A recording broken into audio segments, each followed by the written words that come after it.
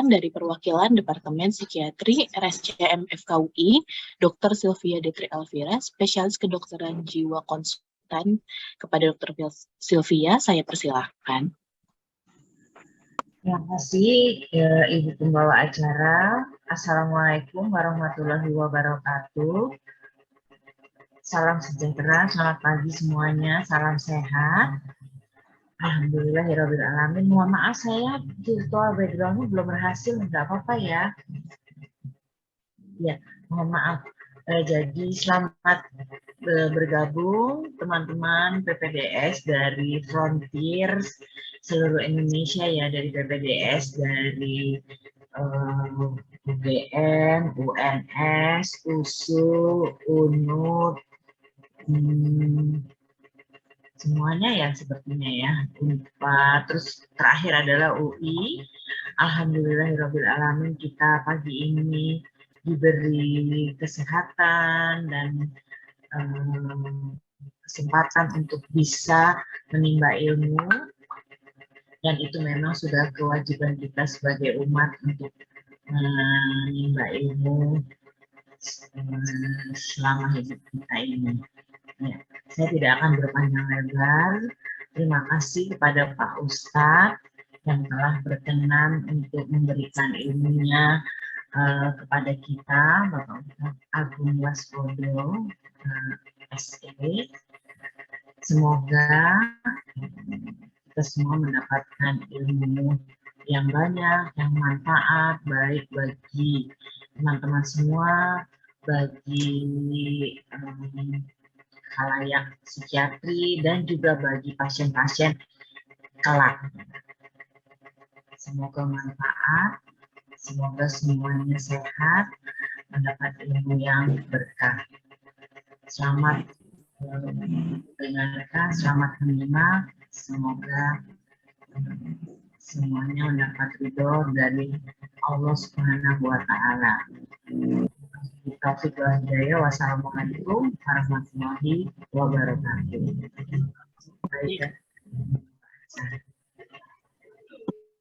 Waalaikumsalam warahmatullahi wabarakatuh. Terima kasih banyak Dr. Sylvia.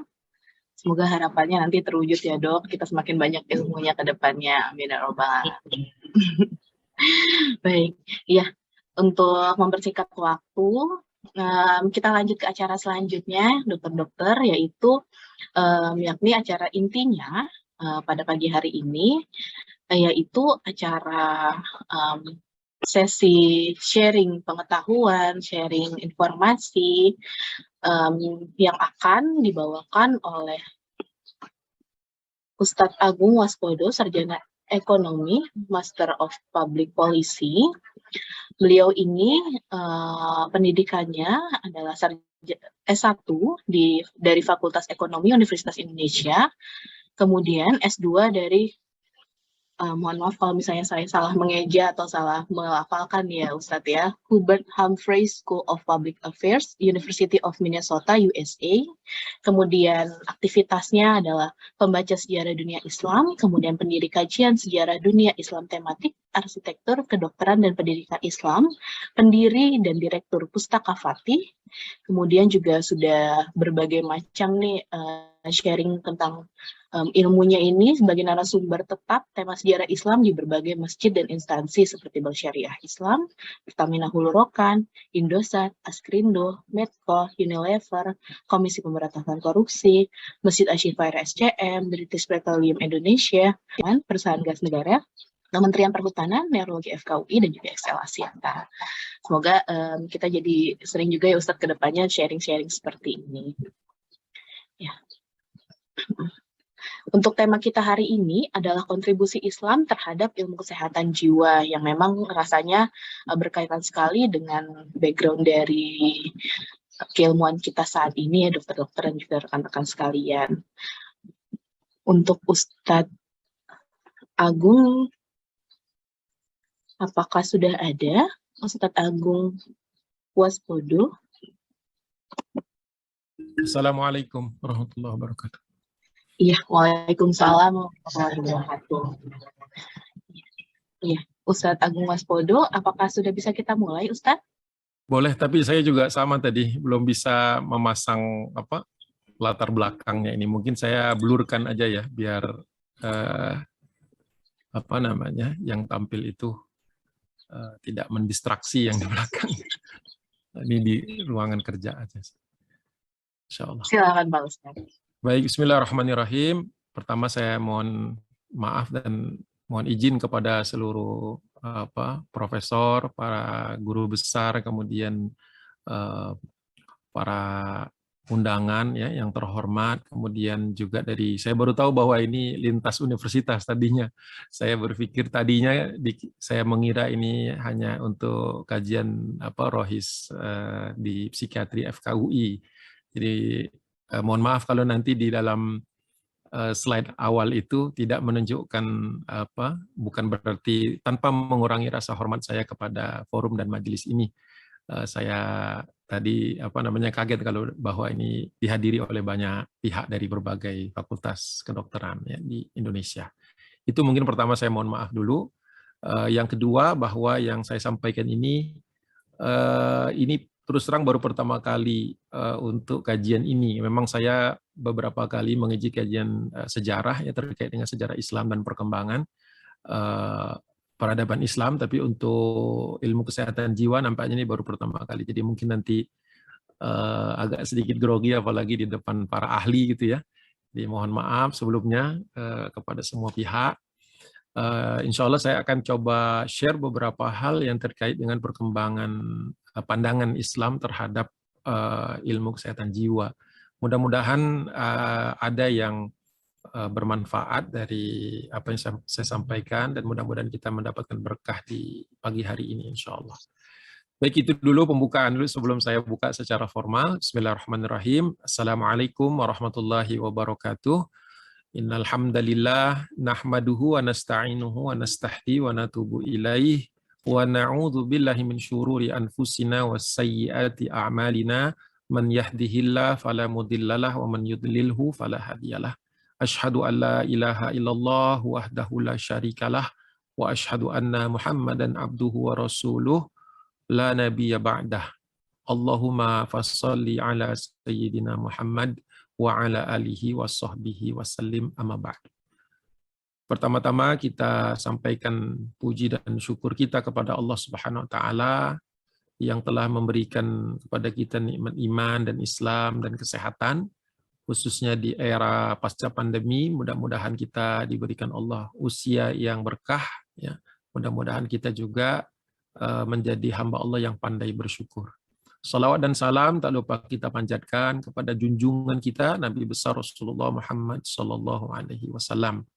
Walaupun kita sudah masuk ke tanggal 5 Rabiul Akhir 1444 Hijriah, namun memang suasana Rabiul Awal sebagai suasana di mana kita merayakan atau mengambil hikmah dari kelahiran Nabi kita Muhammad SAW.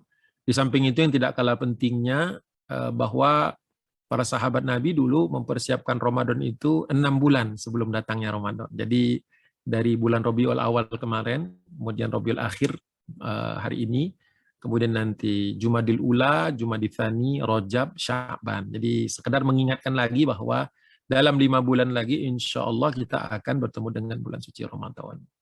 Allahumma amin, ya Rabbal Alamin. Nah, hari ini saya izin untuk share screen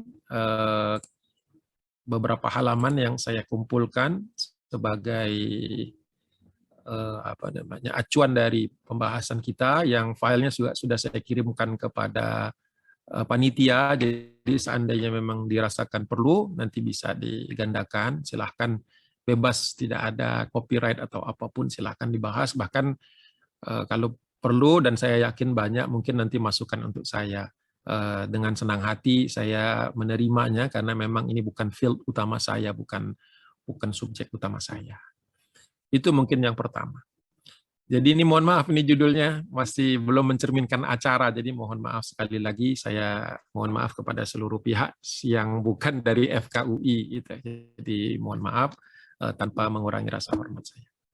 Bismillahirrahmanirrahim. Saya mulai slide yang pertama. Kalau seandainya nanti di tengah kajian tiba-tiba saya off atau apa, tolong diingatkan lewat via WhatsApp supaya nanti saya reconnect. Kadang-kadang sinyalnya kadang-kadang bagus, kadang-kadang tidak. Tapi insya Allah stabil ya sejauh ini, kalau weekend insya Allah stabil. Baik, bicara tentang judul pertama kali, kontribusi Islam terhadap ilmu kesehatan jiwa, ini memang referensi tidak terlalu banyak. Saya coba cari dalam waktu kurang lebih 2 pekan terakhir.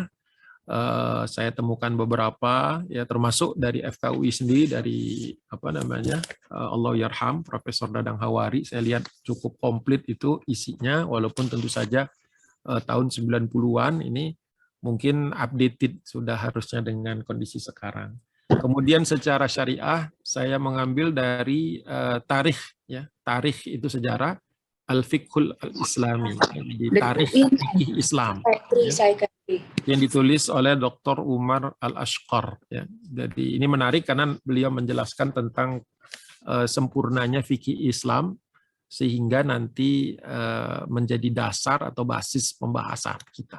Ya. Jadi pertama kali yang perlu kita atau perlu saya sampaikan bahwa di dalam ilmu fikih Islam itu dikenal istilah waqad kanal fiqhu fi istilahi, bahwa sesungguhnya fikih secara istilah ahli sadri dari sejak awal, jadi sejak awal Islam itu berkembang, jadi para fuqaha, para orang-orang yang menguasai ilmu tentang Islam dari sejak generasi awal, ya, ahli sadri al-awla, ya, al-awwal, syamilan lid-dini kullihi. Jadi bahwa kita harus memahami bahwa fikih Islam, ilmu hukum tentang Islam itu adalah syamilan lid-dini kullihi. Jadi dia sempurna mencakup seluruh aspek dari agama kita. Sebagaimana Islam itu sempurna karena berasal dari Allah Subhanahu wa taala. Dan tentu saja kalau kita bicara fikih bukan hanya Al-Qur'an, tetapi juga perkataan Nabi, ya, sunnah-sunnah Nabi, baik perbuatan, perkataan, maupun apa yang dibenarkan oleh Rasulullah SAW. Ya. Jadi itu dulu, bahwa kalau dicari judulnya itu betul-betul ilmu kesehatan jiwa dalam Islam, maka itu adalah produk-produk abad ke-20. Ya. Jadi dahulu kaum muslimin membahas, ya layaknya kita membahas fikih Islam. Misalnya contoh, saya kasih ilustrasi dulu sebelum kita masuk kepada slide-slide. Bahwa misalnya selama ini mungkin orang kita secara umum memahami bahwa kita fikih ini hanya tentang ibadah saja. Misalnya, itu mungkin misconception, ya, kekeliruan cara pandang. Bahwa yang diatur hanya sholat saja, atau yang diatur hanyalah tata cara sholat. Ya, misalnya apa yang membatalkan, apa syarat-syarat, dan sebagainya. Padahal dahulu di generasi awal, sholat itu adalah salah satu mekanisme menjaga harmonisnya keluarga. Oke, itu jarang itu sampai ke pembahasan itu, bahwa ada seorang suami, seorang ayah yang menjadi pemimpin, kemudian ada makmum, ya, terdiri dari anak, istri, dan seterusnya. Ini menunjukkan bahwa setiap anggota keluarga punya peran dan ada pemimpin, dan itu nanti ketika diturunkan sampai kepada stabilnya atau harmonisnya keluarga, sehingga salah satu permasalahan kejiwaan yang biasanya muncul dari kurang harmonisnya keluarga kemudian menjadi masalah. Jadi ketika kita menegakkan sholat, sebenar-benarnya bukan sekedar bahwa itu sah, bahwa itu memenuhi kriteria hukum, dan itu kemudian dilaksanakan dengan niat yang terbaik, niat yang paling murni, paling lurus. Itu tidak hanya cukup di situ. Dulu orang melihat bahwa ketika seseorang baik sholatnya, maka baik pula pribadinya. Ketika pribadinya baik, maka dia sebagai anggota keluarga baik. Ketika keluarganya baik, keluarganya harmonis, kalau sekarang misalnya disebutkan sebagai sakinah, mawaddah, warahmah, itu kan ijtihad, kemudian maka masyarakat, sub masyarakat itu akan baik. Ketika sub masyarakat itu baik, maka otomatis negara itu punya peluang memiliki masyarakat yang tidak sakit. Dan seterusnya, dan seterusnya, dan seterusnya. Itu satu contoh saja.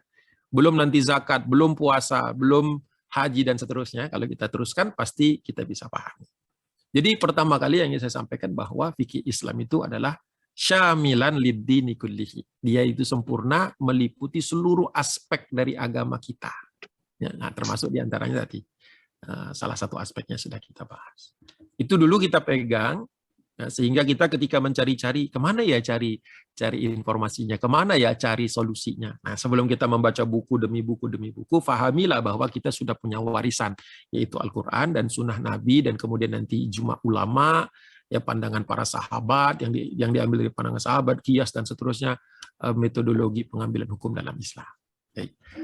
Bismillahirrahmanirrahim. Saya mulai dari ayat yang tadi dibacakan. Ya. A'udzubillahi minasyaitonirrajim. Bismillahirrahmanirrahim. Surah Fussilat ayat 44.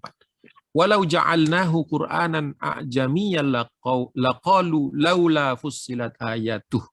Seandainya kami menjadikan ayat Al-Qur'an itu dalam bahasa selain Arab, pasti mereka mengatakan, ya, a'jamiyyu arabi.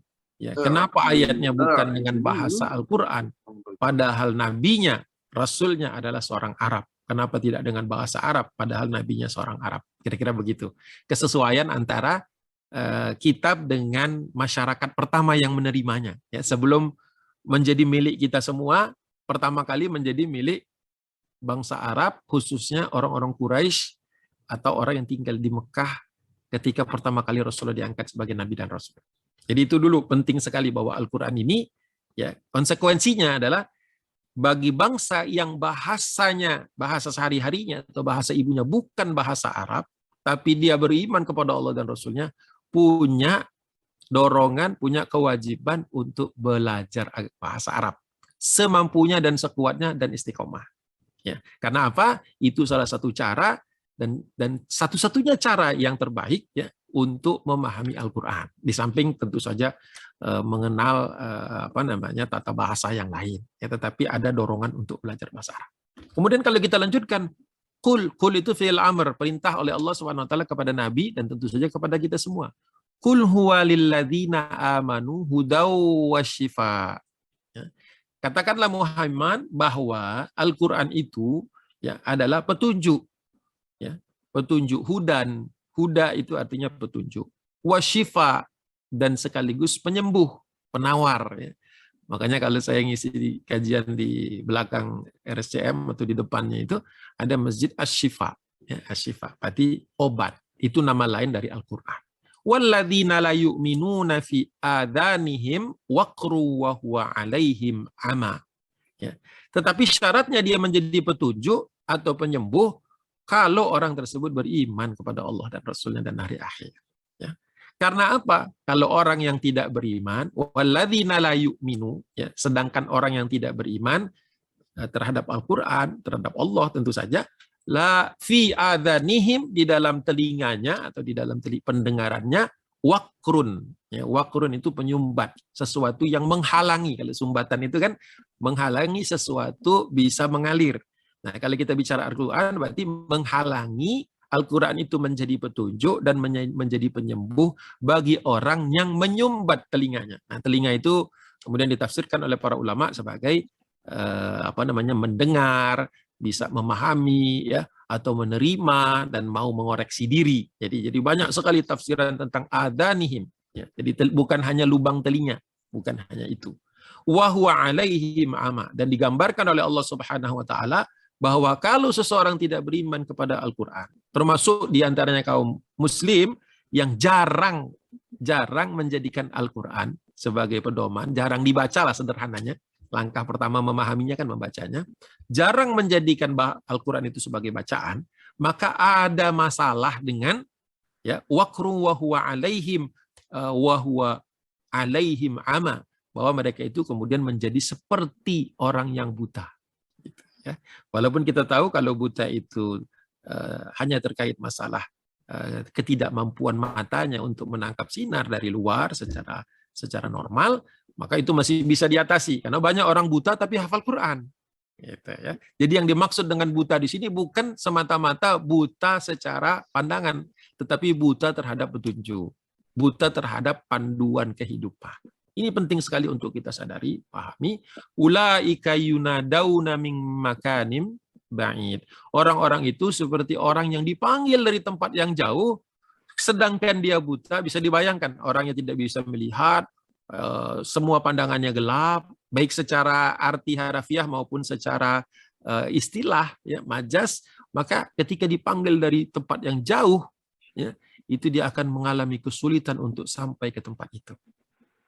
Shadaqallahul adzim. Jadi ayat ini sangat menyentuh hampir seluruh aspek kejiwaan manusia. Ketika dikatakan bahwa Al-Quran itu petunjuk dan penyembuh ya atau penawar, banyak orang yang bertanya, saya nggak merasa diarahkan tuh, saya tidak merasa mendapatkan bantuan tuh, gitu ya. Nah, pertanyaan mendasar kalau ada orang yang bertanya seperti itu, kita bertanya kembali bahwa seberapa sering dia berinteraksi dengan Al-Quran, ya baik itu secara bacaan, pemahaman, mengikuti kajian, mendapatkan tafsiran dari ahli tafsir, bukan menafsir sendiri, ya itu sangat menentukan seberapa jauh dia bisa diberi petunjuk dan disembuhkan oleh Al-Quran. Nah, itu dulu kita pahami bahwa Al-Quran ini asy-syifa, nama lainnya adalah asy-syifa. Ya. Nah, mudah-mudahan slide pertama ini sudah mengkelirkan beberapa hal yang fundamental, yang isu mendasar tentang Al-Quran. Jadi kalau nanti tadi saya sudah singgung tentang Ramadan, yang insya Allah dalam 5 bulan lagi insya Allah akan mendatangi kita, mudah-mudahan kita juga bergembira mendatangi Ramadan, ya sebagaimana Ramadan mendatangi kita. Mudah-mudahan salah satu program kita itu adalah meningkatkan bacaan Al-Quran, kefahamannya, dan kemudian penjelasannya. Itu yang pertama. Nah, yang kedua, ya diambil dari surah Al-Isra. Ini yang basic-basic dulu yang saya jelaskan supaya kita satu halaman, ya, satu pemahaman dulu tentang Al-Quran ini. Yang disampaikan, diwahyukan oleh Allah Subhanahu wa taala di dalam surah Al-Isra ayat 9, a'udzubillahi minasyaitonir rajim, hadzal qur'ana yahdi lillati hiya aqwam, ya. Jadi inilah Al-Qur'an, ya, sesungguhnya inilah Al-Qur'an, inna hadza ini ketutup ketutup apa? Sebentar dulu, ini ketutup apa namanya nih? Monitornya, layarnya. Sebentar saya geser dulu supaya nggak ketutup. A'udzubillahi minasyaitonir rajim. Bismillahirrahmanirrahim. Wa inna hadzal qur'ana yahdi lillati hiya aqwam. Ya, dan sesungguhnya Al-Qur'an ini adalah pemberi petunjuk. Kembali kata-kata huda, ya. Yahdi lillati hiya aqwam. Ya, menjadi petunjuk ke jalan yang paling lurus. Aqwam, ya. Jadi seperti kita mengatakan akbar, bahwa dia yang paling. Ya, kalau akbar itu paling besar, kalau aqwam itu yang paling lurus. Ya, jadi paling lurus atau satu-satunya yang Allah ridhoi.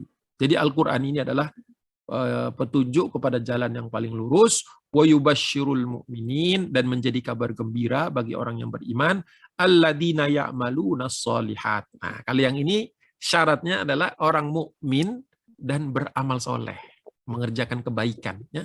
Ya'maluna sholihat, anna lahum ajran kabiro, ya. Dan bahwa mereka akan diberikan satu pahala yang sangat besar. Nah, mulai masuk ke bab motivationnya, bab motivasi. Ya, perhatikan struktur penjelasan atau struktur kalimat dalam Al-Quran ini. Bahwa Allah menekankan Al-Quran itu petunjuk. Jadi kalau kita sedang sulit mencari solusi atau kita ingin suatu arahan, ya, terhadap masalah-masalah kejiwaan yang mungkin menjadi case bagi kita, atau kita yang mengalami sendiri, atau kita sedang membaca buku, atau kita sedang berdiskusi, maka jadikan sandaran Al-Quran sebagai sandaran, karena banyak sekali ayat-ayat Allah yang terkait dengan kesehatan jiwa. Wa inna hadzal qur'ana yahdi lillati hiya aqwam, dan kita yakin bahwa dengan Al-Quran dan tentu saja As-Sunnah dan kemudian fikih dan seterusnya, bahwa inilah jalan yang paling lurus, dan dia memberi kabar gembira. Kegembiraan ini juga salah satu kenikmatan yang mungkin jarang kita syukuri, bahwa kita itu Allah beri rasa gembira dalam menjalani hidup, dalam beribadah. Ya, ketika orang beribadah dalam keadaan gembira, maka panjang atau pendek itu tidak masalah. Ketika orang beribadah itu dengan perasaan tenang, dalam perasaan nyaman, dalam perasaan jauh dari stresor, jauh dari permasalahan-permasalahan hidup, masalah-masalah kejiwaan, maka bersedekah dalam jumlah yang besar itu bukan masalah. Berada dalam himpitan hidup tidak masalah. Ketika lagi sholat, panjang pendek, bacaan dan sebagainya, nanti kan kalau Ramadan itu biasanya kita diuji dengan panjangnya sholat tarawih, maka dia tidak jadi masalah. Asal tadi menjadikan Al-Quran sebagai petunjuk, mau ditunjuki oleh Al-Quran, mau menerima petunjuk itu, ya, dan tadi dijamin oleh Allah diberikan kabar gembira. Makanya kita selalu bertemu dengan kaum muslimin, orang-orang mukmin itu ya selalu dalam keadaan berbahagia. Walaupun mungkin banyak masalah, ya, karena masalah tidak mungkin kita hindari, ya, pasti ada. Tetapi kita yang memilih cara bagaimana menghadapinya. Ya. Jadi yubasyirul mu'minina alladzina ya'maluna sholihat. Dan ternyata beramal soleh adalah salah satu cara kita mendapatkan petunjuk sekaligus juga bergembira. Jadi ketika beramal, melakukan amal, kenapa orang kita sering lihat ada orang yang terus-terusan selalu tepat waktu ke masjid, selalu kalau kita lihat ada dia punya waktu luang selalu membaca Quran dengan bergembira, ya. Bacaannya itu enak didengar gitu. Bahkan dia sendiri meneteskan air mata. Kenapa dia bisa panjang seperti itu? Karena tadi Allah mudahkan urusannya. Allah beri petunjuk kepada hidupnya. Permasalahan yang menghimpitnya tidak membuat dia putus asa. Jadi beramal soleh itu adalah salah satu obat. Jadi kalau Al-Quran adalah obat, maka kita sebagai pelakunya, ya, atau sebagai manusia, sebagai orang yang mendapati masalah-masalah itu, menghadapi masalah itu, perlu ya'maluna sholehan. Ya, jadi banyak-banyak beramal, amal soleh tentu saja, itu adalah salah satu kunci untuk mendapatkan kebahagiaan melalui Al-Quran. Anna lahum ajron kabiro. Apalagi ditambah dengan kalimat ajron kabiro. Itu ditafsirkan oleh Ibnu Katsir, ahli tafsir, bahwa ajron kabiro itu adalah jannah, surga. Ya. Jadi finalnya nanti, walaupun kita memang beribadah ini tentu saja bukan hanya ibadah pemula, ya, kalau ibadah pemula karena mencari kenikmatan di dunia misalnya gitu. Tapi juga mudah-mudahan bukan di level menengah, yaitu mencari-cari pahala. Tapi yang tinggi sekali, bukan yang tertinggi, puncaknya adalah mencari ridha Allah. Nah, ridha Allah itu nanti bentuknya adalah Allah berikan kepada mereka-mereka yang masuk surga. Jadi kalau ditanya mau nggak masuk surga, ya tentu mau. Kenapa mau masuk surga? Karena itu bentuk ridhonya Allah kepada hambanya. Jadi bukan karena kepengen masuknya, tetapi karena senang dapat ridhonya Allah. Ya. Jadi Bapak dan Ibu yang dirahmati Allah Subhanahu wa taala, para guru besar, para profesor, para doktor, para ahli, konsulen, semua hadirin yang saya hormati, bagian kedua yang perlu kita sadari bahwa Al-Quran ini butuh interaksi dari kita. Jadi dia itu syifa dan jadi penyembuhnya itu bukan jimat gitu. Jadi bukan karena ada Al-Quran di rumah, bukan karena ada Al-Quran di dalam tas kita, bukan itu saja. Bukan ada Quran kita pajang di tempat kerja kita, bukan. Atau kaligrafi besar ya berisi Al-Quran, ya, bagian dari Al-Quran di ruang tamu kita, bukan hanya itu. Tetapi bagaimana Al-Quran itu kemudian menjadi petunjuk, ya, menjadi pelaksana yang tata laksana kita, ya, tentu ditambah dengan tentu saja dilengkapi dengan sunnah Nabi dan kaidah-kaidah fikih, dan sekaligus menjadi hal yang membuat kita tentram. Jadi kalau ditanya, kalau lagi gelisah, kemana larinya? Bukan merenung, bukan menyepi, bukan healing. Ya, kadang-kadang saya agak-agak terganggu gitu dengan orang yang dikit-dikit jalan, dikit-dikit ngomongnya healing, seolah dia punya masalah jiwa. Ya, padahal bukan masalah jiwa, cuma karena kepengen, mungkin dia kepengen bareng-bareng teman aja. Ya, Allahu alam, itu mungkin juga salah satu cabang penyakit jiwa. Tetapi janganlah terlalu sering kita mengatakan bahwa kalau pergi ke sana healing, pergi ke sini healing. Lupa bahwa asy-syifa itu Al-Quran. Tanpa perlu pergi kemana-mana. Nah, tadi Quran yang di dalam tas, Quran yang tadinya dipajang berupa figura, atau Quran yang ada di rak buku, dibaca, difahami, dilaksanakan. Nah, itu baru menjadi syifa. Ya. Begitu Bapak dan Ibu semuanya. Itu yang kedua. Nah, berikutnya saya agak cepat sedikit karena dasarnya sudah clear, ya. Dasarnya sudah clear. Sekarang saya masuk kepada permasalahan masyarakat. Nah, perlu kita ketahui bahwa Allah Subhanahu wa taala berfirman, "Dhaharul fasadu fil barri wal bahr." Ini Allah sudah memberikan suatu warning bahwa suatu saat nanti akan nampak kerusakan fil barri wal bahr, di daratan dan di lautan. Karena apa? Bima kasabat aydin nas. Ya. Karena kerusakan akibat tangan manusia. Aydin nas ini bukan hanya tangan dalam arti hands atau tangan kita, yad, ya, tetapi bahwasanya ulah manusia. Ya. Bima kasabat aydin nasi liyudhiqahum ba'dalladzi amilu la'allahum yarji'un. Shadaqallahul azim. Allah sudah memberikan warning kepada kita bahwa nanti di muka bumi ini akan ada kerusakan di darat dan di laut disebabkan oleh ulah manusia. Tetapi kenapa itu Allah biarkan atau kenapa itu kemudian terjadi? Karena Allah ingin membuat mereka merasakan sebagian dari kerusakan sebagian yang lain. Untuk apa la'allahum yarji'un? Agar mereka kembali kepada jalan yang benar. Nah, ini menarik untuk kita bahas sebagai lanjutan bahwa Al-Qur'an petunjuk jelas, bahwa Al-Qur'an itu adalah penyembuh jelas, bahwa efeknya membuat orang menjadi gembira dan pada akhirnya bersemangat beramal soleh, kemudian meluruskan seluruh aktivitasnya, menyelaraskan dengan perintah Allah, kemudian mendapatkan surganya Allah, bentuk ridhonya Allah, tetapi di dalam perjalanan hidupnya, dia akan melewati masa-masa turbulence. Semua orang, ya, sebagaimana di dalam Al-Quran, di surah Ali Imran, di tempat yang lain disebutkan juga, bahwa ulun nafsin dha'iqatul maut, bahwa setiap yang meninggal dunia pasti akan merasakan kematian. Jadi ada proses di mana nanti kita akan sampai kepada bab meninggal dunia. Dan mengingat tentang kematian adalah salah satu obat supaya kita nggak rakus, supaya kita nggak jumawa, supaya kita tidak menjadi fasik, supaya kita tidak menebar kerusakan. Jadi terapinya ada pada kematian. Jadi nanti akan saya bahas di ujung, insya Allah. Nah, tapi di sini perlu kita ketahui bahwa memang betul sejak pertama kali Al-Quran turun sampai sekarang sudah muncul berbagai kemajuan dulu. Kita sebut kemajuan, modernisasi kita anggap saja kemajuan dulu sementara. Ya mungkin yang paling real adalah seperti yang kita lihat di kota Mekah dan Madinah. Ya, mungkin tidak terlalu terasa di Madinah, tapi di Mekah sangat terasa. Dari negeri yang kosong, yang kurang banyak orang yang datang ke sana, kemudian Nabi Ibrahim diutus, kemudian ada orang kemudian mendatangi Baitullah, kemudian setelah dakwah Nabi Fatu Mekah kemudian menjadi tempat haji, sehingga ramai akhirnya tempat ini berkembang, muncul hotel-hotel dan sebagainya, muncul fasilitas-fasilitas, sampai kemudian sekarang kita merasakan nikmat dan mudah dan semua urusan gampang. Tapi semua itu pasti ada cost-nya.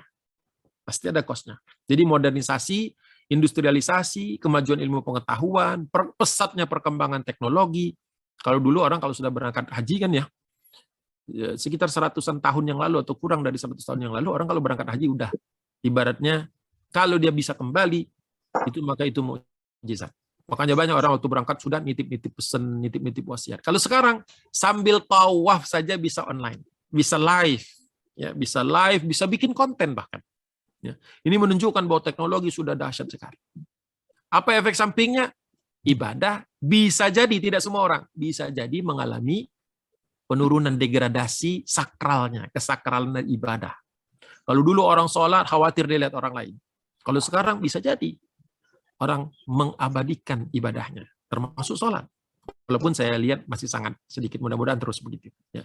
Tapi ini sudah merupakan gejala-gejala atau kelainan atau penyakit jiwa ketika seorang ingin sekali ditonton, ingin eksis, ingin muncul, walaupun mungkin niatnya bagus, mungkin niatnya untuk mendorong orang lain semangat beribadah, ya, atau semangat untuk menabung untuk naik haji atau umroh. Tapi di tengah-tengah itu pasti ada ekses, ya, pasti ada eksesnya. Nah, perkembangan ini semua membawa perubahan sosial dan dampaknya kepada kehidupan bermasyarakat.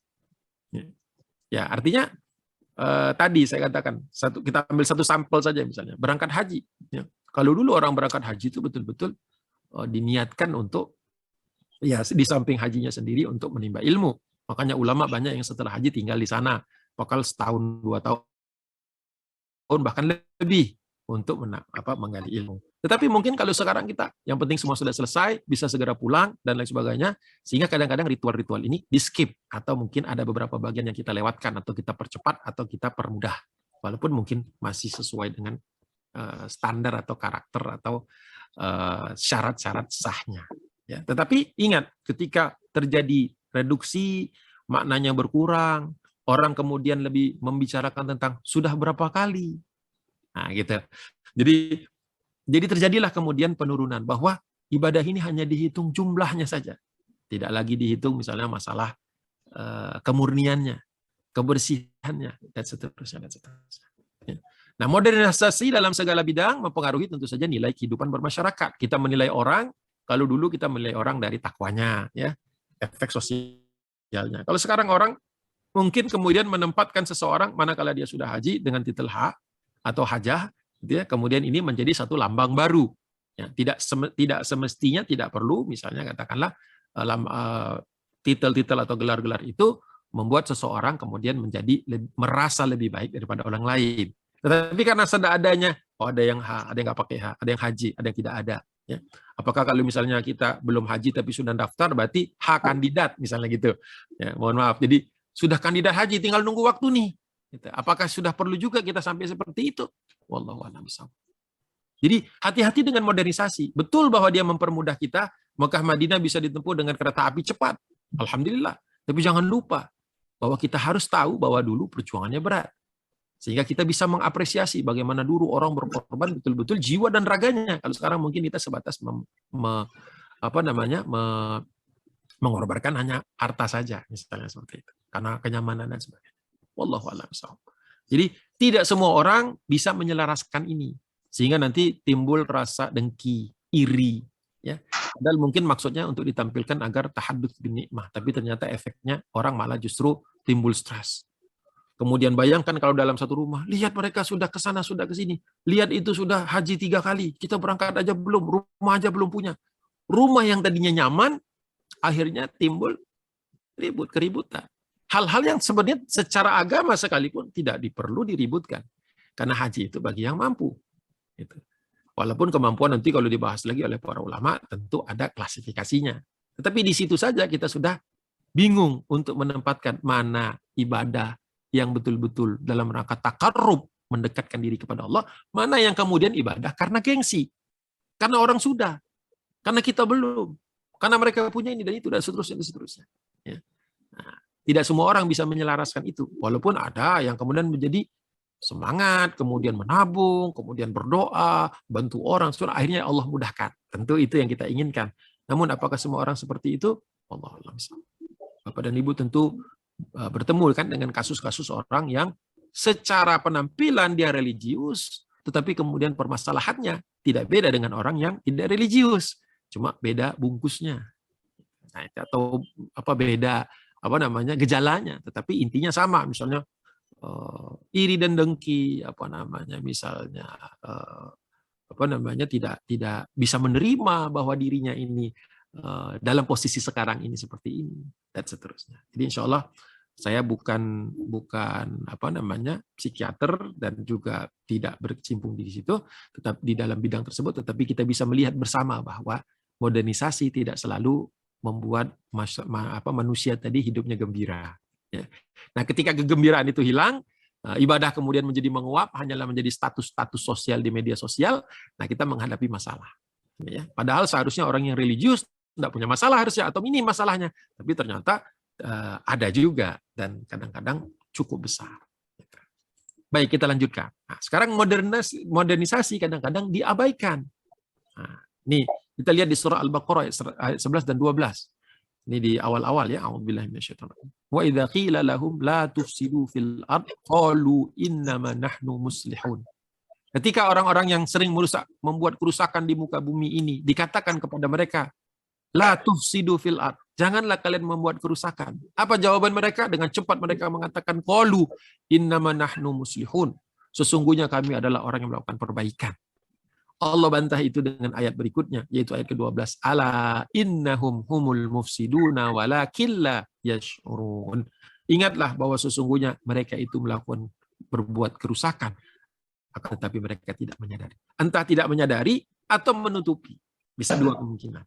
Nah, kalau kita melihat bahwa ayat ini menggambarkan bahwa manusia ada yang terpukau. Jadi keterpukauan manusia pada modernisasi, pada teknologi yang maju pesat, sering mereka kemudian tidak sadar bahwa modernisasi itu datang dengan segenap masalahnya. Ya, ada yang disebut dengan agony of modernization. Ini artinya bahwa seseorang boleh hidup dengan fasilitas-fasilitas yang modern, tetapi dia sendiri dalam kesakitan atau dalam suatu keperihan dalam modernisasi. Misalnya contoh kan, dulu ada perusahaan namanya Nokia ya, Connecting People ya, dulu waktu masih zamannya sebelum Samsung ini menguasai pasaran mobile dunia ya, dulu ada connecting people. Tapi kemudian ada kritik. Apa betul dengan adanya mobile atau handheld telepon itu kemudian bisa benar-benar menghubungkan orang? Dalam kondisi normal iya, dalam kondisi tidak normal tidak. Kenapa? Misalnya ketika ring telepon masuk kita lihat, oh ini nama, saya lagi nggak mau ngomong sama orang ini, maka tidak diangkat atau dimatikan atau sinyalnya di off-kan. Maka terjadi agent. Kenapa? Bisa jadi yang nelpon ini tidak ada masalah sebenarnya, tapi sekedar ingin menyapa, ingin silaturahim, tapi terputus. Kenapa? Karena ternyata handheld, mudahnya komunikasi, telecommunication, modernization tidak selalu menghubungkan orang, tidak selalu connecting people, malah justru membuat sekat-sekat baru. Kita bisa melihat ini siapa, oke betul kalau misalnya untuk privasi, untuk supaya kita tidak terganggu. Tapi ketika yang nelpon itu kita tahu persis siapa orangnya, tapi kita tolak untuk berkomunikasi dengannya, muncullah apa yang disebut dengan agony of modernization. Apakah kondisi ini bagus dalam kondisi Islam? Ternyata Nabi Muhammad SAW ya, melarang kaum muslimin antara dua orang yang beriman untuk sengaja tidak berbicara satu dengan yang lain lebih dari 3 hari. Nah, itu dalam rangka supaya semua masalah yang timbul di antara dua orang mukmin, orang dua orang muslim, itu tidak boleh mengambang dan tidak boleh tidak selesai. Harus dicari penyelesaiannya within 3 days. Ya, dalam waktu 3 hari maksimum. Jadi memahami hadis itu bukan berarti ya udahlah kalau gitu, iya deh apa aja, nah gitu. Itu bukan menyelesaikan masalah, itu sekedar membatalkan perintah Nabi yang sebenarnya menjadi nilai dari tidak bolehnya dua orang muslim itu sengaja tidak saling sapa dalam 3 hari, itu agar manusia mencari waktu, berupaya untuk bertemu, berupaya untuk memecahkan masalahnya. Maka 3 hari itu hanyalah suatu batasan, perimeter saja, ya, parameter saja. Gitu. Bahwa kita itu sejatinya sedang didorong agar tidak pernah menunda penyelesaian masalah sosial, ya, selalu menjaga hubungan kita secara interpersonal dengan orang lain, ya, dan sekaligus menjadi orang yang tidak tertutup terhadap kritik. Ya, bisa jadi kita yang salah, kita mungkin yang ditegur, tapi tidak boleh tidak lantas kemudian teguran itu ya udah saya nggak mau lagi ngomong sama kamu. Nah, gitu. Tetapi justru teguran itu dilihat sebagai suatu silaturahim yang positif, bahwa orang masih mengingatkan kita, itu bagus. Ya. Jadi Bapak dan Ibu yang dirahmati Allah Subhanahu wa taala, akhirnya gaya hidupnya ya bisa terganggu psikososialnya, bahkan kemudian penyimpangan gaya hidup seperti orang yang menyendiri, ya, asosial, memutus hubungan, bukan hanya dengan masyarakat tapi dengan keluarganya sendiri. Akhirnya baru diketahui setelah kemudian muncul perilaku-perilaku yang menjurus kepada kriminalitas, ya. Seperti misalnya orang Indonesia yang tinggal di Inggris kan, ya, kemudian menjadi predator homoseksual atau trans yang kemudian mempermalukan Indonesia karena dia bangsa Indonesia, masih pegang paspor Indonesia, tapi sudah puluhan kalau tidak salah puluhan orang yang dia bunuh. Dan ini merupakan satu penyimpangan, ya, penyimpangan gaya hidup yang kemudian ya karena mungkin yang bersangkutan kalau tidak salah bukan muslim, ya, tapi tidak tertutup kemungkinan muslim pun bisa terkena penyakit seperti itu. Dia kemudian menjadi predator, dia menjadi sumber masalah masyarakat. Kenapa ini semua? Karena tadi dia pikir dia tidak melakukan kerusakan, dia pikir dia tidak sedang melakukan kejahatan, tapi sebenarnya dia sedang melakukan itu. Maka di dalam Islam dikenal sebagai ad-dinun nasihat, bahwa agama ini dibangun atas dasar nasihat. Jadi kita harus saling menasehati, saling mendengar, saling merespon secara positif dan memecahkan masalah ini bersama. Jangan sampai kita mengatakan ini kan masalah dia yang bikin, dia dong yang menyelesaikan. Nah, gitu. Seolah-olah masalah itu bukan urusan kita. Nah, ini masalah yang mungkin timbul. Dan ini sudah di-warning oleh Allah Subhanahu wa taala di berbagai tempat, tetapi salah satunya adalah surah Al-Baqarah ayat 11 dan 12. Nah, sekarang itu selesai, itu dasar-dasar, ya, dasar-dasar tadi saya review sedikit bahwa kita sudah bicara tentang bagaimana Islam melihat kesempurnaan agama ini, kemudian bagaimana dia harus bisa menyelesaikan masalah, bahwa manusia ini tidak hidup sendiri, bahwasanya modernitas itu memang didorong untuk memudahkan kehidupan kita, tapi jangan lupa bahwa dia ada ekses, bahwa ekses ini harus diperbaiki. Nah, sekarang kita lihat, ya, bagaimana kesehatan jiwa pada masa Rasulullah SAW. Ya, kembali saya menukil ayat-ayat saja, karena kalau sampai hadis dan semuanya itu akan panjang sekali. Padahal saya tahu waktu saya sangat terbatas diberinya dalam acara ini. Sekaligus saya mau tanya dulu kepada panitia, saya masih punya berapa menit lagi sebelum sesi berikutnya atau sesi tanya jawab. Itu dulu tolong dijawab, nanti saya lanjut supaya saya bisa ngukur waktu. Iya, untuk sharingnya Ustadz sebenarnya bisa sampai 5 menit lagi, Ustadz. Setelah itu kita lanjutkan dengan diskusi, Ustadz. Baik, 5 menit ya, 5 menit. Berarti skip ini. 5 menit. Ya, ini tadi saya katakan tadi ngeri-ngeri sedap ini. Waktunya segitu, saya bukan spesialis di situ, bukan fokus di sana, tapi ya mudah-mudahan inti utamanya saya sudah sampaikan. Pertama, permasalahan yang paling diperhatikan di zaman Nabi adalah pendidikan anak. Saya mungkin overview saja, karena kalau membahas semuanya tidak akan selesai dalam 5 menit. Ya. Nanti Bapak dan Ibu mungkin berkenan untuk mereviewnya kembali, beri masukan ke saya, itu sangat welcome saya. Nah, di dalam surah Asy-Syura ayat 23 ini Allah mengingatkan bagian tengahnya saja, kulla as'alukum alaihi ajran illal mawaddata fil qurba. Bagian tengahnya saja. Ya, katakanlah wahai Muhammad, Allah hanya menyuruh, ya, aku tidak meminta kepadamu suatu imbalan apapun atas seruanku kecuali kasih sayang dalam kekeluargaan. Ya. Al-mawaddah fil qurba. Jadi ternyata ya ada pesan besar di dalam ayat ini, nilai apa banyak sebenarnya ingin disampaikan, tapi fokus kepada bahwa kita itu harus memberikan perhatian yang cukup kepada keluarga. Keluarga adalah elemen terkecil dalam masyarakat, ya, tetapi dia merupakan rumah terbesar bagi setiap orang. Ya, hampir seluruh manusia yang bermasalah secara psikososial atau secara sosial, secara umum, biasanya memiliki rumah yang tidak ideal. Walaupun banyak orang yang sukses di rumah yang tidak ideal, tetapi kita menyoroti bagi mereka yang tinggal di rumah yang tidak ideal atau tidak mawaddah dalam bahasa Al-Quran.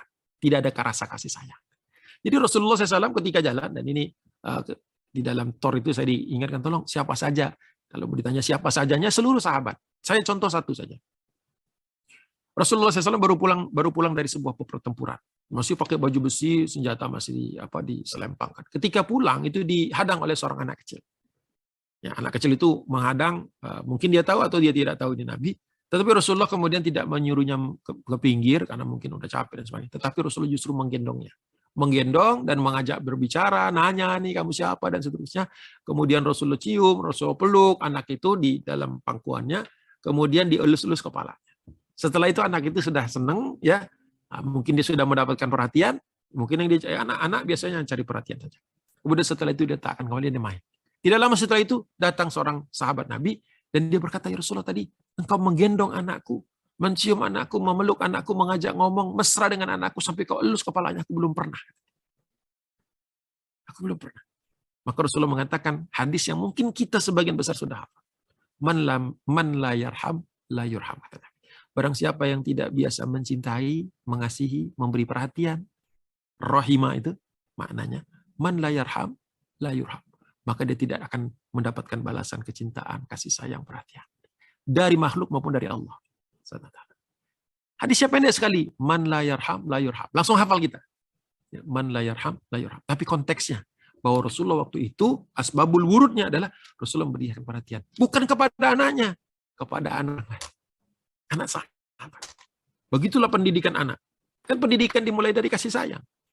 Bahwa ibu sebagai sekolah pertama setiap anak dalam Islam, ya, al-ummahatu madrasatul ula, bahwa ibu itu adalah madrasah pertama, sekolah pertama. Sekolah pertama itu bukan ada bangkunya, ada mejanya, ada bukunya, ada alat tulis, bukan. Sekolah pertama itu adalah sekolah mahabbah, sekolah rasa sayang, cinta. Karena kalau orang disayangi, orang dicintai, diperhatikan, maka dia akan menjadi masyarakat, anggota masyarakat yang baik. Sederhana sekali. Saking sederhananya kita kadang-kadang nggak sempat. Ya. Kalau kita nggak sempat, kita sempat untuk rapat, kita sempat mendatangi conference, kita sempat nulis buku, bahkan kita sempat, bahkan bukunya tentang bagaimana menyayangi anak. Kadang-kadang ironis, bukunya tentang parenting, tapi orang tua yang nulis nggak parenting. Bukunya tentang kesehatan jiwa, tapi yang nulis lagi sakit jiwanya. Na'udzubillah. Ada yang nulis tentang bagaimana bersedekah, tapi yang nulis pelit, saudaraku. Semua itu bisa ditarik paralelnya. Jadi pendidikan itu starts at home. Starts with the mother and father, tentu saja bapak, ibu sama. Ya. Dan tapi itu dimulai dengan cinta. Jadi kata-kata di sini illal mawaddah fil qurbah. Enggak muluk-muluk. Enggak harus mulai dengan mencintai masyarakat. Cintai keluarga dulu. Nanti kemudian masyarakat dan seterusnya dan seterusnya. Tidak akan berhenti di satu tempat karena kebaikan itu mengalir dia. Ya, sifatnya mengalir. Jadi kalau kita melakukan perbaikan, kebaikan maka dia. Itu yang pertama. Yang kedua, mencegah disfungsi. Ini sama dengan yang pertama, tetapi secara khusus ya, walladzina yaquluna rabbana hablana min azwajina wa dzurriyyatina qurrata a'yun. Sering sekali kita bahas ini, qurrata a'yun, qurrata a'yun. Apa sih maksudnya? Menjadi penyejuk pandangan. Penyejuk pandangan itu adalah simbolisasi dari harmonisnya keluarga. Sehingga keluarga yang berfungsi dengan baik. Ya. Walladzina yaquluna rabbana. Sederhana sepertinya orang-orang yang dicintai Allah itu adalah orang yang selalu berdoa, ya Allah, ya min azwajina, berikanlah kami pasangan-pasangan hidup, wa dzurriyyatina, dan keturunan-keturunan kami qurrata a'yun.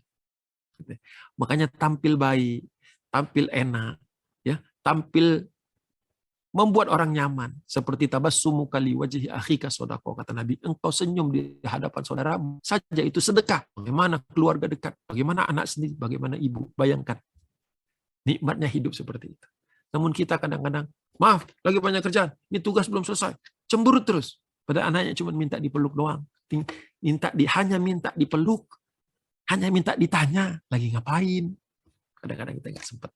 Akhirnya keluarga disfungsi. Jangan kaget kalau kemudian nanti anaknya ke HP, narkoba, na'udzubillah. Orang suaminya, istrinya, masing-masing ngumpul, makan, tapi masing-masing menyinari wajah, yaitu memegang HP kan. Ya, jadi bersinar-sinar wajahnya, tapi bukan karena membaca Al-Quran, karena pribadi yang mulia, tetapi karena backlight. Semua bercahaya-cahaya, anaknya bercahaya, ibunya bercahaya, bahkan yang pakai tab gitu, cahayanya lebih banyak lagi. Tapi pribadinya tidak bercahaya, tidak munawwaroh, tidak bersinar-sinar. Maka itu berarti keluarganya tidak disfungsi. Nah, bagaimana menyantuni anak yatim, boleh dibaca sendiri. Lembaga pernikahan, kalau dibahas ini panjang sekali.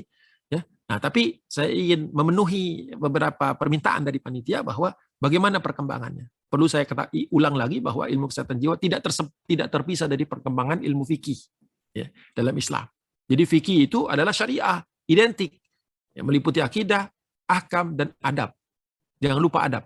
Di dalam adab itulah ada rambu-rambu untuk menjadi seorang pribadi yang diridhoi Allah, sehingga muncul keluarga yang diridhoi Allah dan masyarakat secara kumulatif atau secara bersama-sama dalam keadaan bersama-sama ijtimaiyah. Fikih pada masa Rasulullah SAW diambil dari keutamaan Nabi. Jadi kehidupan Nabi uswatun hasanah. Ya. Nah, uswatun hasanah. Jadi ada contoh pada diri Nabi. Jadi ketika kita hidup sekarang, yang kita kurang itu bukan buku, bukan seminar, bukan motivator, tapi yang kita kurang itu contoh. Contoh yaitu artinya yang hidup. Kalau seminar ya sudah, selesai seminar selesai. Orang balik back to normal kadang-kadang. Sedikit sekali yang betul-betul berubah dari sebuah seminar. Bahkan yang ngasih seminar sini nggak berubah. Hanya memenuhi jam-jam mengajar atau jam-jam motivasi. Itu kehidupan kita serba saya tidak mengatakan semuanya, tapi sebagian besar dari kita formalitas saja. Padahal dahulu hidup dia. Metode penyampaian Nabi, orang mengikuti. Oh, dulu Rasulullah kalau menegur seperti itu, kalau memberikan motivasi seperti itu. Tapi Rasulullah melaksanakannya juga. Rasulullah begitu dekat dengan keluarganya. Ba'da Isya tidak lagi menerima tamu, kecuali masalah-masalah besar. Ya. Malam hari bisa terdengar bahwa keluarga Nabi sholat malam. Jadi bukan sekedar sholat malam lah kalian, tapi enggak. Orang yang dulu kan rumah Nabi berhimpitan dengan Masjid Nabi kan, Masjid Nabawi. Jadi ketika orang sholat terdengar lirih suaranya, tapi jelas Rasulullah sholat layak. Jelas bahwa di situ ada jamaah. Jelas karena Rasulullah biasanya tidak ke masjid, kecuali sesekali saja. Karena Rasulullah tidak mau orang jadi berat. Karena sholatnya Nabi bisa lama. Sholat Nabi yang lama-lama itu biasanya lebih banyak dilakukan dalam keadaan private. Ketika Rasulullah di publik mengambil ayat-ayat yang tidak terlalu panjang. Kalaupun panjang dalam kondisi-kondisi tertentu. Seperti itu ada contoh. Jadi bukan teori. Ya. Footage, video, bukan. Nah, kemudian di masa tabi'in dan masa terusnya diambillah dari keutamaan generasi itu. inilah yang kemudian menyebabkan peradaban Islam itu kokoh. Nah, kapan dia putus? Ketika contoh-contoh hilang. Ketika orang ngomong tapi tidak berbuat. Ketika orang kemudian formalitas hidupnya. Wah, kelihatan. Wah, di film, di video, dan sebagainya. Di akunnya. Ideal sekali. Tetapi di rumah tangga sehari-hari, apakah betul? Apakah tidak ada diskrepensi? Apakah tidak ada kesenjangan? Ya. Apakah ini tidak satu gejala-gejala penyakit? Di mana dia tampil A, tapi aslinya B. Sehingga seperti layaknya orang punya topeng. Dia bisa senyum, tapi dia bisa marah pada saat yang bersamaan. Allahu a'lam bishawab. Nah, kitab-kitab yang ditanyakan sebenarnya hampir semua kitab fikih. Karena kitab fikih itu pasti mengajarkan tentang adab, bab adab di dalamnya. Misalnya ini contoh beberapa yang saya ambil dari Dr. Umar Ashqar dari mazhab Hanafi. Ini juga tergantung nanti mazhab ini nanti saling meluaskan ya, saling memperkaya. Jadi mazhab ini bukan yang mempersempit, justru yang memperkaya. Dari mazhab Hanafi ada buku Ta'sisun Nadhar. Ini Abu Zaid Ad-Dabusi. Kemudian dari mazhab Asy-Syafi'i yang banyak di Indonesia itu ambil kitab As-Suyuti Al-Ashbah wan Nadhar. Ya, kemudian mazhab Maliki Al-Iz bin Abdul Salam Qawaidul Ahkam fi Masalihil Anam. Mazhab Hambali Sulaiman bin Abdul Qawi At-Tufi Al-Qawaid Al-Kubra. Ini kitab-kitab klasik yang sebagian besar rasa-rasanya belum diterjemahkan. Artinya kalau kita mau mengakses ini dibutuhkan alat-alat. Jangan merasa aduh nggak bisa dong. Jangan. Justru kita harus belajar ilmu-ilmu alat. Seperti dulu Bapak dan Ibu sebelum menjadi dokter kan belajar pengantar-pengantar semua ilmu sebelum Bapak dan Ibu kemudian memilih untuk memfokuskan pada psikiatri. Sama. Dulu nggak kebayang di tahun-tahun pertama kan atau sebelum masuk. Nggak kebayang bakal begini. Tapi semangat saja mengerjakannya. Nah, dengan mental yang sama. Dengan semangat yang sama. Dan ridho Allah SWT. Jangan pikir, wah nanti saya nggak bisa. Oh nanti nggak bisa. Kalau dulu Bapak Ibu ngomongnya nggak bisa, tentu nggak sampai seperti sekarang. Nah, begitu juga bahasa Arab, begitu juga membaca fikih. Bukan sesuatu yang aneh. Kalau mau serius menjadi mufti emang harus sekolah. Tapi untuk keperluan sendiri, untuk memahami, maka itu bisa dilakukan secara otodidak. Ya. Atau lebih bagus lagi bersanad dan berguru. Ya, tapi butuh effort tentu saja. Ya, gitu. Jadi kalau nggak bisa seluruhnya, jangan ditinggal seluruhnya. Jangan ditinggal semuanya. Ambil sesuai keperluan kita. Ya, diadakan terus pengajian-pengajian yang membahas secara spesifik tadi beberapa poin tadi, tapi secara mendalam karena ini anggap saja pertemuan perdana atau pertemuan pembuka supaya ada insight, ada bayangan. Nah, setelah itu kemunduran. Pembahasan terakhir minta waktu 1 menit bahwa kemunduran itu terjadi ketika orang tidak lagi luas pandangannya. Akhirnya masing-masing mengutak-atik sesuai dengan mazhabnya sendiri. Akhirnya kita kemudian terblok. Bukan blok BLOG tapi terblok BLOCK ya. Tersekat-sekat. Nah, ketika sudah tersekat-sekat ini, ilmu kemudian menjadi sekuler, tidak lagi berbasiskan Al-Quran, muncullah kemudian peradaban Eropa yang dianggap lebih unggul atau peradaban Barat, sehingga kita ya kaum muslimin yang rata-rata waktu itu atau sekarang, kalau sekarang kan sudah banyak yang di Barat Muslim ya, kalau dulu rata-rata di Timur atau di Timur Tengah, nah ini merasa inferior. Karena apa? Karena mungkin kekalahan, peradaban dan sebagainya, sehingga kemudian kita belajar ke sana. Nah, ketika belajar ke sana, lupa bahwa itu muncul dari pengambilan ilmu, bukan dari Al-Quran. Mungkin ada 1-2 yang cocok, tapi banyak yang bertentangan. Ketika itulah kita mundur. Ya. Oleh sebab itu nanti muncul kemudian ahli-ahli kejiwaan, tapi tidak memahami syariat. Akhirnya dia memberikan, misalnya contoh, dulu pernah ada seorang yang sangat terkenal sekali. Ada masalah di antara kenakalan remaja. Ya. Ternyata nyampenya, ya sudah solusinya apa? Pacaran. Padahal pacaran membuka dosa-dosa yang lain, permasalahan yang lain. Oke, memang menyelesaikan masalah dia merasa sendirian, nggak ada yang mengasihi, tapi muncul caranya dengan cara-cara yang justru tidak dicontohkan dan dilaknat, bahkan justru menjadi perbuatan haram. Nah, tapi tokohnya Islami. Nah, ini yang mudah-mudahan beliau sudah tobat dengan pendapat-pendapat itu. Tetapi ya ini realita. Walaupun tentu saja kebaikan-kebaikannya banyak dan bisa kita ambil dari situ. Ya. Tetapi khawatirnya, kita perlu khawatir di semua, bukan hanya psikiatri, ya, bukan hanya ilmu jiwa saja, tapi semua ilmu, bahwa kita itu harus menyelaraskan dengan Al-Quran. Bukan justru sebaliknya kita merasa Quran yang perlu menyelaraskan dengan kita, tidak. Ini semuanya, tapi karena lagi bahas ini, maka jangan sampai kita kemudian memberikan memberikan resep istilahnya, memberikan rekomendasi atau pengobatan yang kemudian justru menyebabkan yang bersangkutan, yang muslim ini melanggar perintah-perintah Allah yang lain. Nah, tentu kita akan dihisap oleh Allah SWT atas apa yang sudah kita fatwakan atau apa yang kita rekomendasikan. Nah, apa solusinya? Terlalu panjang kalau dibahas di sini, tapi intinya harus ada penelaahan kembali dengan cara-cara yang benar kepada kitab-kitab yang menjadi rujukan dan kemudian mengundang atau mendapatkan bimbingan dari yang memahami. Oleh sebab itu, insya Allah ini merupakan salah satu langkah positif di pagi hari, hari Ahad, pagi hari ya, apalagi fresh-freshnya kita untuk refresh saja. Saya yakin Bapak dan Ibu, apalagi yang senior, yang sudah jauh di atas saya pengalaman hidupnya dan juga pengalaman profesionalnya. Ini hanyalah setitik air saja dari seorang yang tidak memahami betul sebenarnya ilmu tentang kejiwaan, tapi merujuk kembali kepada kitab-kitab yang pernah ditulis. Mudah-mudahan ini menjadi awal dari kita ingin mendalami apa yang disampaikan Allah, apa yang Allah turunkan berupa wahyu kepada Nabi dan apa sabda Rasulullah dan para ulama terkait dengan mengobati permasalahan penyakit kejiwaan atau penyakit jiwa. Itu mungkin dari saya. Sekali lagi mohon maaf atas segala kekurangan, kelemahan saya, Agung Waspodo, yang kebetulan saja hari ini ditunjuk untuk menyampaikan ini. Ya, sejatinya mungkin harusnya ada yang lebih kompeten untuk menyampaikan ini secara lebih komprehensif lagi. Billahi taufiq wal hidayah, wallahul muwaffiq ila aqwamit thoriq. Assalamualaikum warahmatullahi wabarakatuh. Waalaikumsalam warahmatullahi wabarakatuh. Terima kasih banyak Ustadz Agung atas sharing ilmunya hari ini. Tentu ini tema yang sangat menarik ya, apalagi ternyata sejarah perkembangan ilmu kesehatan jiwa itu tidak berjalan sendiri-sendiri dengan ilmu fikih. Justru harus beriringan agar perkembangannya itu juga jadinya bisa seimbang atau selaras ya Pak Ustadz tadi ya.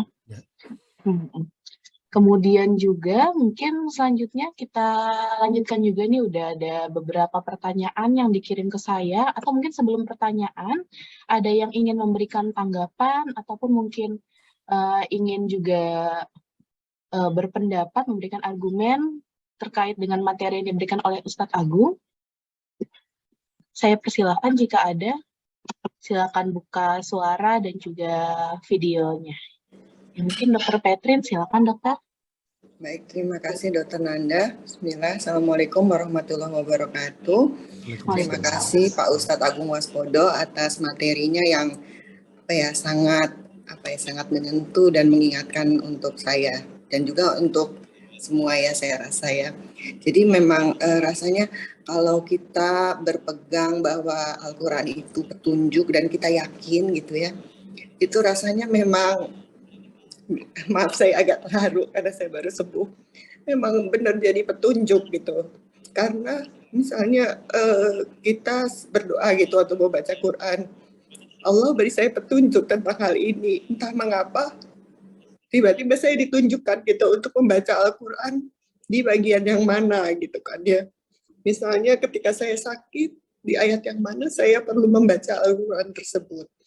Ketika kemudian waktu itu saya dikatakan untung saya masih bisa, penglihatan saya masih bisa bagus gitu.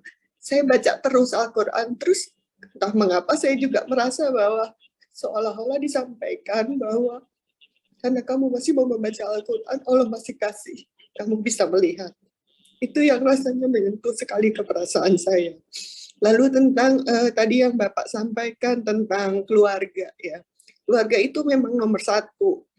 Sesibuk-sibuknya saya memang bekerja gitu. Kalau pulang saya berusaha gitu untuk menyediakan waktu untuk anak, untuk keluarga, untuk bisa berdiskusi gitu ya, untuk bisa mendengarkan cerita mereka. Dan kita memang juga menyepakati sih untuk waktu tidak ada tuh gadget kalau kita lagi bareng-bareng di meja makan. Mungkin ada 1-2 yang kayak misalnya lupa gitu ya untuk memegang gadget, nanti kalau diingatkan untuk gadgetnya taruh dulu gitu ya, udah kita sepakati untuk taruh gitu. Kadang kan walaupun di meja makan tetap aja nanti masuk tuh WA dari siapa, dari teman, dari atasan, dari murid gitu, dari pasien kadang bisa juga masuk ya. Jadi kita sepakati untuk tidak memasang gadget itu. Dan saya sebagai ibu juga kalau dikoreksi oleh anak bahwa ibu dari tadi Teteh lihat ibu masih pegang gadget, padahal kan kita udah sepakat nggak pegang gadget ya. Awalnya saya suka tersinggung, tapi lama-lama saya juga belajar bahwa anak saya itu adalah murid juga bagi saya, bukan murid, adalah guru bagi saya, sehingga saya perlu belajar banyak dari mereka gitu, yang saya alami gitu ya Bapak ya. Dan jadi saya sangat sepakat dengan yang Bapak sampaikan, dan saya justru berniat untuk lebih memperbaikinya lagi. Lalu tentang pacaran tadi yang saya amati juga ya Pak ya, memang betul ya, pacaran itu kan hal yang nggak boleh dalam agama, tapi mungkin kalau saya mengawinkan teori tentang perkembangan seorang manusia, bahwa di tahapan remaja memang kan pembentukan identitas. Jadi kalau pembentukan identitas itu justru dia seorang anak remaja perlu berinteraksi dengan lawan jenis gitu. Tapi saya biasanya kan menyarankan kepada mereka, terutama kepada anak saya, definisi pacaran itu yang diubah. Karena kalau anak-anak sekarang kan kalau pacaran memang jadi melanggar aturan agama ya definisinya mereka. Tapi definisi yang kamu maksud dengan pacaran itu apa? Misalnya mengenal lawan jenis, dekat dengan mereka, berinteraksi dan berkomunikasi sehingga mereka tahu bedanya. Misalnya anak saya perempuan ya, dia tahu bedanya cara bicara anak laki-laki dengan anak perempuan remaja seperti apa, kehidupannya remaja laki dengan perempuan seperti apa. Itu membuat akhirnya dia bisa lebih fleksibel dan lebih bisa merasa nyaman gitu berinteraksi dengan lawan jenis. Jangan sampai ketika sampai dewasa dia tetap kagok gitu untuk berkomunikasi dengan lawan jenis. Jadi saya mencoba mengawinkan antara memang kebutuhan perkembangan di usia remaja seperti itu, dan berinteraksi dengan lawan jenis itu juga adalah hal yang perlu, namun batasannya itu yang perlu didiskusikan dengan mereka berdasarkan apa yang kita pelajari dari Al-Quran. Nah, kemudian saya lanjut dengan boleh bertanya ya Pak?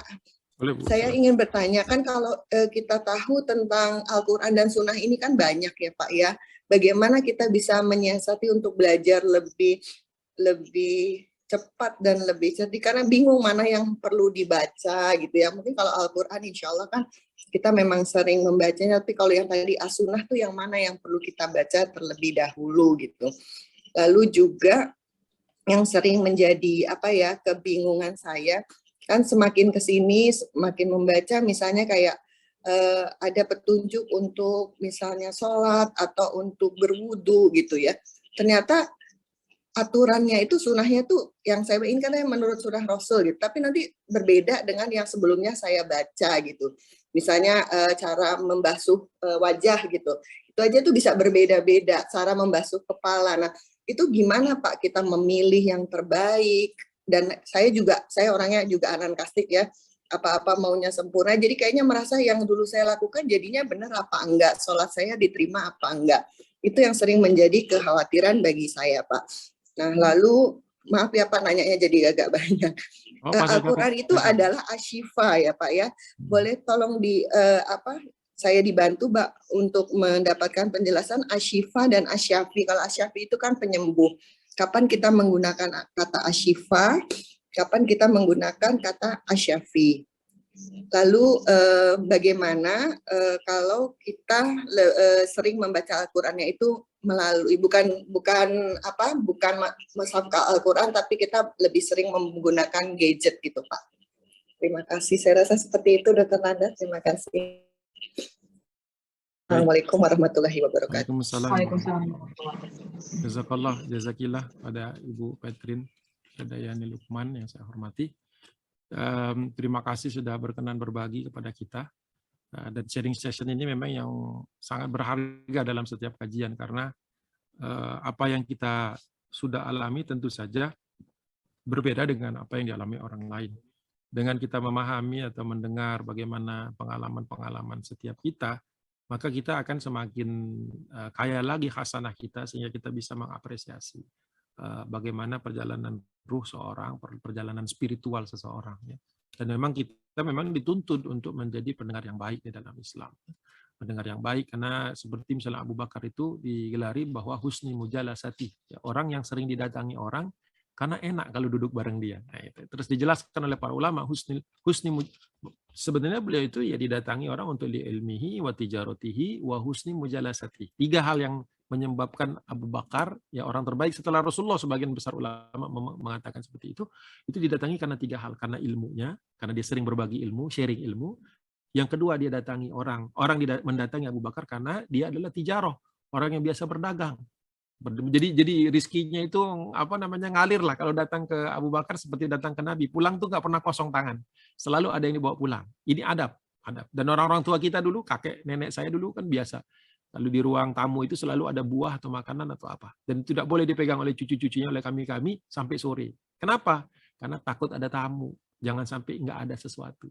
Nanti kalau udah sore, boleh tuh kita makan gitu kan. Nanti besok disediakan lagi, terus. Jadi selalu fresh, karena belum ada lemari es zaman tahun 80-an, 70-an itu belum ada. Jadi seperti itu. Nah, kemudian husni mujalasati. Husni mujalasati itu adalah orang yang enak diajak duduk bareng. Atau dengan bahasa lain, pendengar setia. Kadang-kadang kan orang tuh yang sekedar kita, oh begitu ya, wah hebat ya, bagus sekali ya, saya baru dengar. Itu aja udah buat orang tertentu udah seneng banget, udah kayak di surga gitu. Kenapa? Mungkin di rumahnya jarang ada dengar pendapat gitu kan. Jadi nggak biasa ada diskusi. Jadi menarik sebenarnya, dan terima kasih sudah berbagi. Walaupun sebenarnya ini kan pengalaman pribadi ya. Beberapa orang kadang-kadang cenderung tidak mau membagi. Tapi Ibu sudah berkenan buat saya, ini saya catat semuanya. Saya catat walaupun cepat tadi, saya catat semuanya dengan catatan saya. Dan jazakillah khairan katsir. Nah, langsung kepada pertanyaan, karena selebihnya menurut saya itu sesuai dengan ini terkait dengan pacaran. Jadi saya sepakat bahwa bagaimana adabnya yang dilakukan. Tetapi mungkin pacarannya saya tidak pakai istilah ini, pendapat saya sendiri, tapi karena konotasinya sudah jelas di masyarakat. Itu hubungan anak laki dan perempuan yang tidak ada penengah, tidak ada pihak ketiga. Sehingga kan kita sudah tahu kalau seorang laki-laki dan perempuan bertemu, kata Nabi, maka yang akan mengomporinya adalah setan. Nah, setan itu selalu ngomporin kepada hal-hal yang jelek. Nah, kalau mereka misalnya dalam organisasi, di mana di situ laki-lakinya banyak, perempuannya banyak, bahkan ada gurunya, itu bagus sekali supaya bisa mengatur emosi, menjaga supaya kalau anak laki kan kadang-kadang cari perhatiannya dengan cara-cara fisik gitu ya, kalau anak perempuan kan dengan caranya sendiri. Betul, bagus. Jadi organisasi kalau menurut saya, kalau untuk cari seperti itu bukan cari teman, tapi cari organisasi supaya hubungannya tetap tercapai, yaitu kematangan, tetapi tidak terjalin hubungan yang bisa menjurus kepada pacaran. Gitu. Jadi tetap dalam konteks itu, kalau pendapat saya, ini organisasi sebagaimana dulu para sahabat Nabi kan emang anak-anak laki-laki dan perempuannya mereka pisah. Dalam kutab-kutab itu dipisah. Ada masanya nanti mereka ketemu ketika dalam tugas-tugas, ketika bangun ini, kerjaan tertentu. Jadi konteksnya hubungan sosial. Jadi bukan one to one. Ya, bukan one to one. Gitu. Jadi kalau memang terpaksa, saya katakan 2 by 2. Paling minim berdua, jangan sendirian. Begitu pandangan saya sedikit. Nah, terkait kepada pertanyaan, ya memang banyak sekali, mana yang mau dibaca duluan. Ya, Al-Quran saja sebenarnya banyak sekali, mana yang mau dibaca duluan sama juga. Tapi kaidah mendasarnya adalah kita lihat di buku fikih. Lihat saja susunan fikih. Nah, fikih itu dimulai dari tauhid biasanya. Bicara tentang tauhid, walaupun tidak sedalam kitab tauhid. Mulai dari sana. Kemudian dari situ ketika kita mendapatkan nanti ada masalah ibadah dan muamalah. Biasanya dibahas duluan adalah ibadah. Nah, ibadah itu yang paling pertama dibahas memang sholat. Kenapa? Karena itu adalah amalan yang nantinya dihisab duluan. Makanya anak-anak kita dipastikan dulu beres sholatnya sebelum ibadah-ibadah yang lain. Karena kalau ibadahnya sudah bagus, sholatnya sudah bagus, kata Nabi, maka amal-amal yang lain akan menyusul baik. Tidak langsung sempurna, tapi menyusul baik. Setelah urusan ini selesai, kepribadian beres, hubungan hablum minallah beres, baru bicara muamalat. Muamalat hubungan dengan manusia.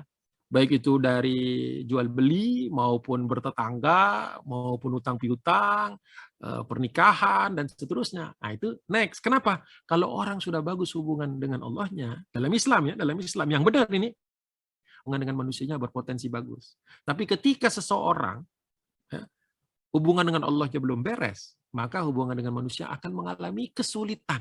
Tidak mustahil, tapi akan mengalami kesulitan. Jadi gitu sederhananya. Makanya kemudian pembahasan tentang waris di belakang. Bab jihad itu di tengah. Gitu ya. Dan bab tentang jual beli pasti hampir selalu, di semua kitab fikih Islam, hampir selalu dibahas setelah tazkiyatun nafs. Jadi orang itu baru disuruh berbisnis kalau sudah beres untuk jiwanya. Tazkiyatun nafs atau tazkiyatun nufus itu adalah membersihkan hati. Bab-bab tasawuf.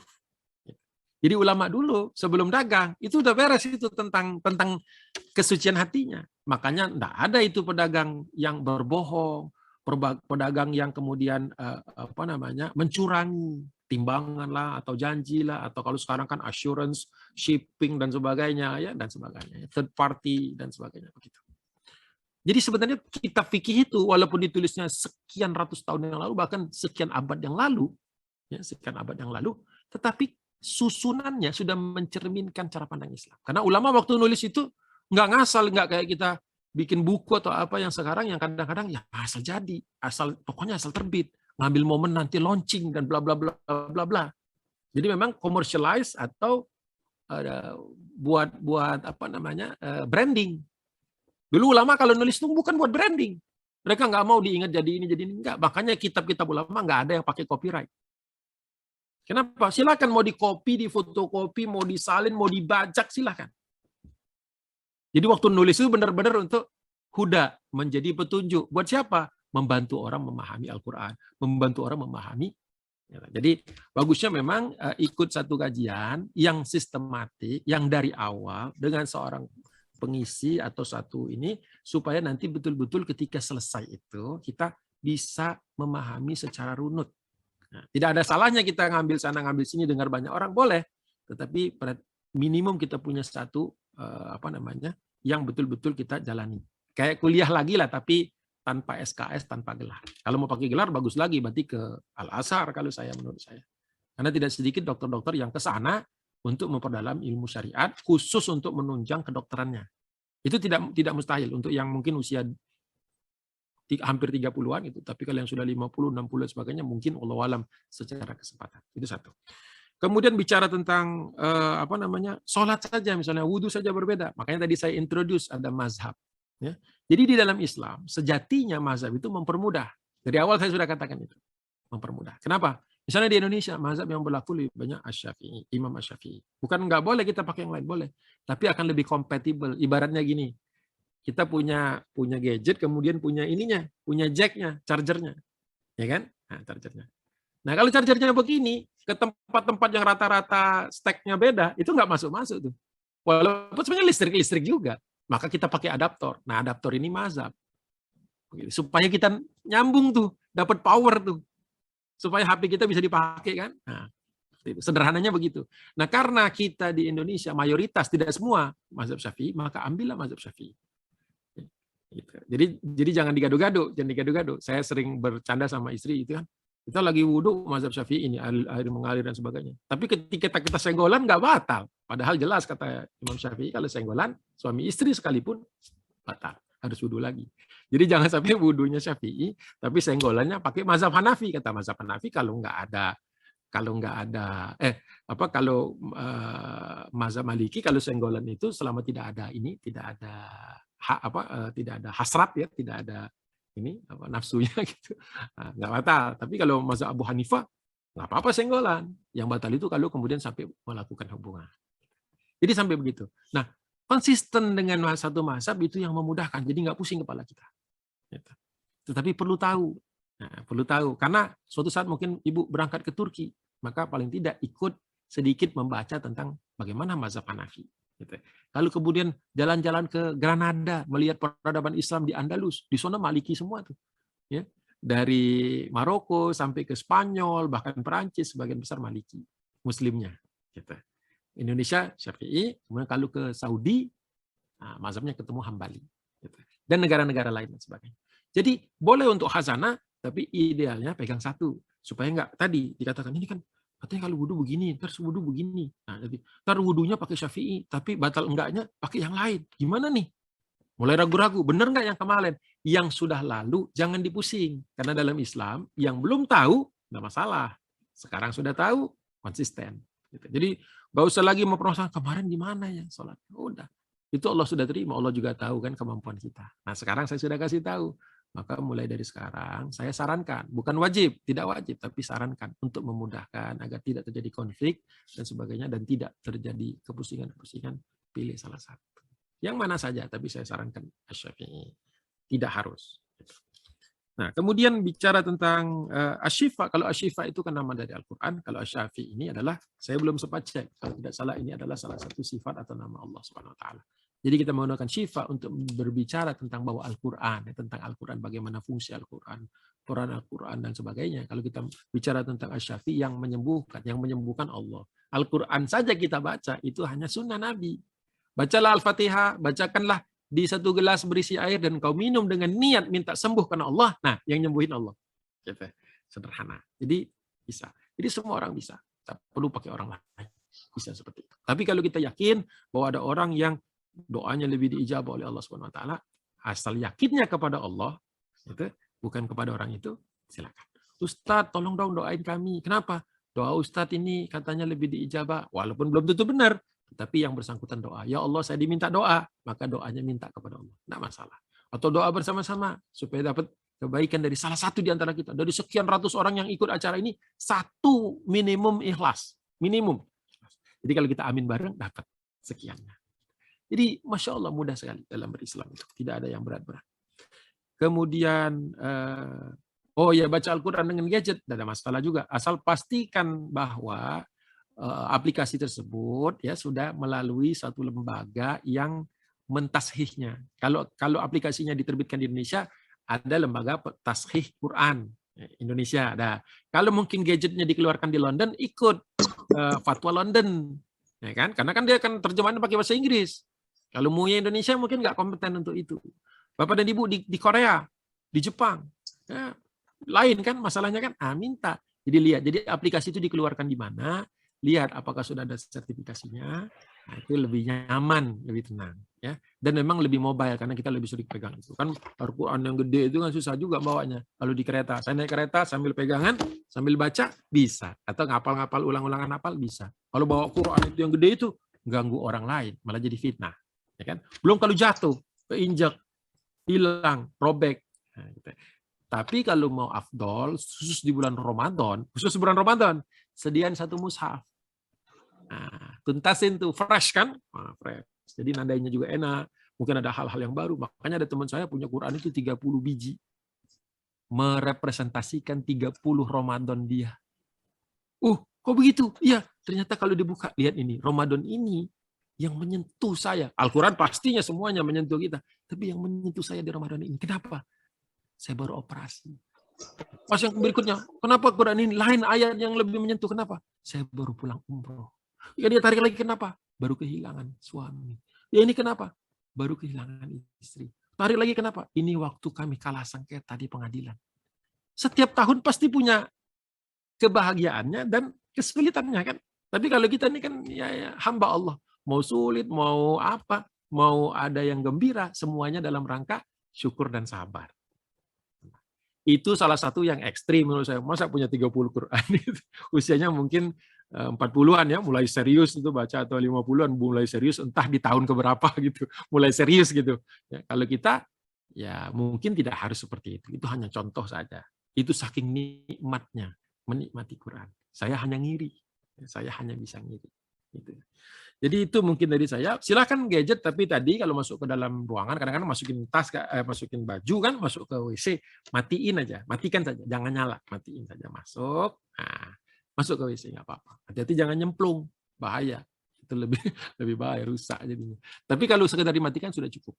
Matikan sudah cukup. Ya, ada pendapat yang mengatakan, nggak boleh dong, Mbak. Ada gadget, ada Quran masuk ke dalam ini, masuk ke dalam WC. Balikin aja. Kamu hafal Al-Fatihah nggak? Hafal. Ada di mana? Di sini. Masuk WC tiap hari. Gimana cara ngeluarinnya? Nggak bisa kan? Nah, jadi nggak apa-apa gadget itu selama ditutup. Malah justru kalau mushaf dibawa ke dalam kamar mandi nggak boleh. Tapi kalau gadget boleh karena bisa dimatiin. Nah, selesai. Sederhana, itu fatwa yang paling sederhana, sudah dikeluarkan oleh MUI. Boleh bawa gadget. Hati-hati aja, jangan sampai di dalam itu ngebuka lagi asik-asik. Kadang-kadang kan begitu kan? Modernisasi juga nih di kamar mandi, jujur aja masih ada yang buka-buka kan. Nah, ketika dibuka jangan buka mushaf. Selesai. Allahu a'lam bishawab. Baik, terima kasih banyak jawabannya Ustaz Agung dari Dr. Petrin. Masih ada yang ingin disampaikan, Dok? Baik, ya. Terima kasih Ustadz Agung dan juga Dr. Petrin. Mungkin untuk persingkat waktu, saya bacakan pertanyaan yang ada di kolom chat ya Ustadz ya. Dari LM Fikri. Ya. Allah Subhanahu wa Ta'ala menciptakan langit dan menempatkan mizan. Ada banyak mizan dalam kehidupan sebagai tanda-tanda kekuasaan Allah, mahligai keluarga, puasa, zakat, siang dan malam, dan juga tandanya di dalam diri manusia, seperti keseimbangan konsumsi cairan, udara, dan berbagai zat. Isyarat Nabi, makan dan minumlah dan jangan berlebihan. Mohon tanggapannya Ustadz dikaitkan dengan kesehatan jiwa. Matur nuwun. Sami-sami. Baik. Iya, kalau misalnya Allah Subhanahu wa taala tempatkan kita dalam timbangannya, tentu kita berharap agar timbangan kebaikan kita, mizan itu, timbangan kebaikan kita lebih banyak. Tapi kita kan nggak tahu ya. Dan kita kan dalam hidup ini ada khauf, ada roja. Dalam Islam dikenal al-khauf, kita rasa takut kepada Allah. Takutnya itu jangan-jangan nanti kurang ininya, ridhonya Allah. Tapi boleh roja. Boleh dong, karena memang kata Nabi, barang siapa yang bersyahadah dengan syahadah yang sebenar-benarnya, melaksanakan amalannya, menjauhi dosa yang dimurkai Allah, maka masuk surga. Boleh kita yakin masuk surga? Boleh, tapi jangan kepedean. Sedang aja. Yakin masuk surga? Yakin. Benar yakin? Iya, yakin. Ya, tapi saya juga tahu banyak kekurangan. Jadi banyak istighfar.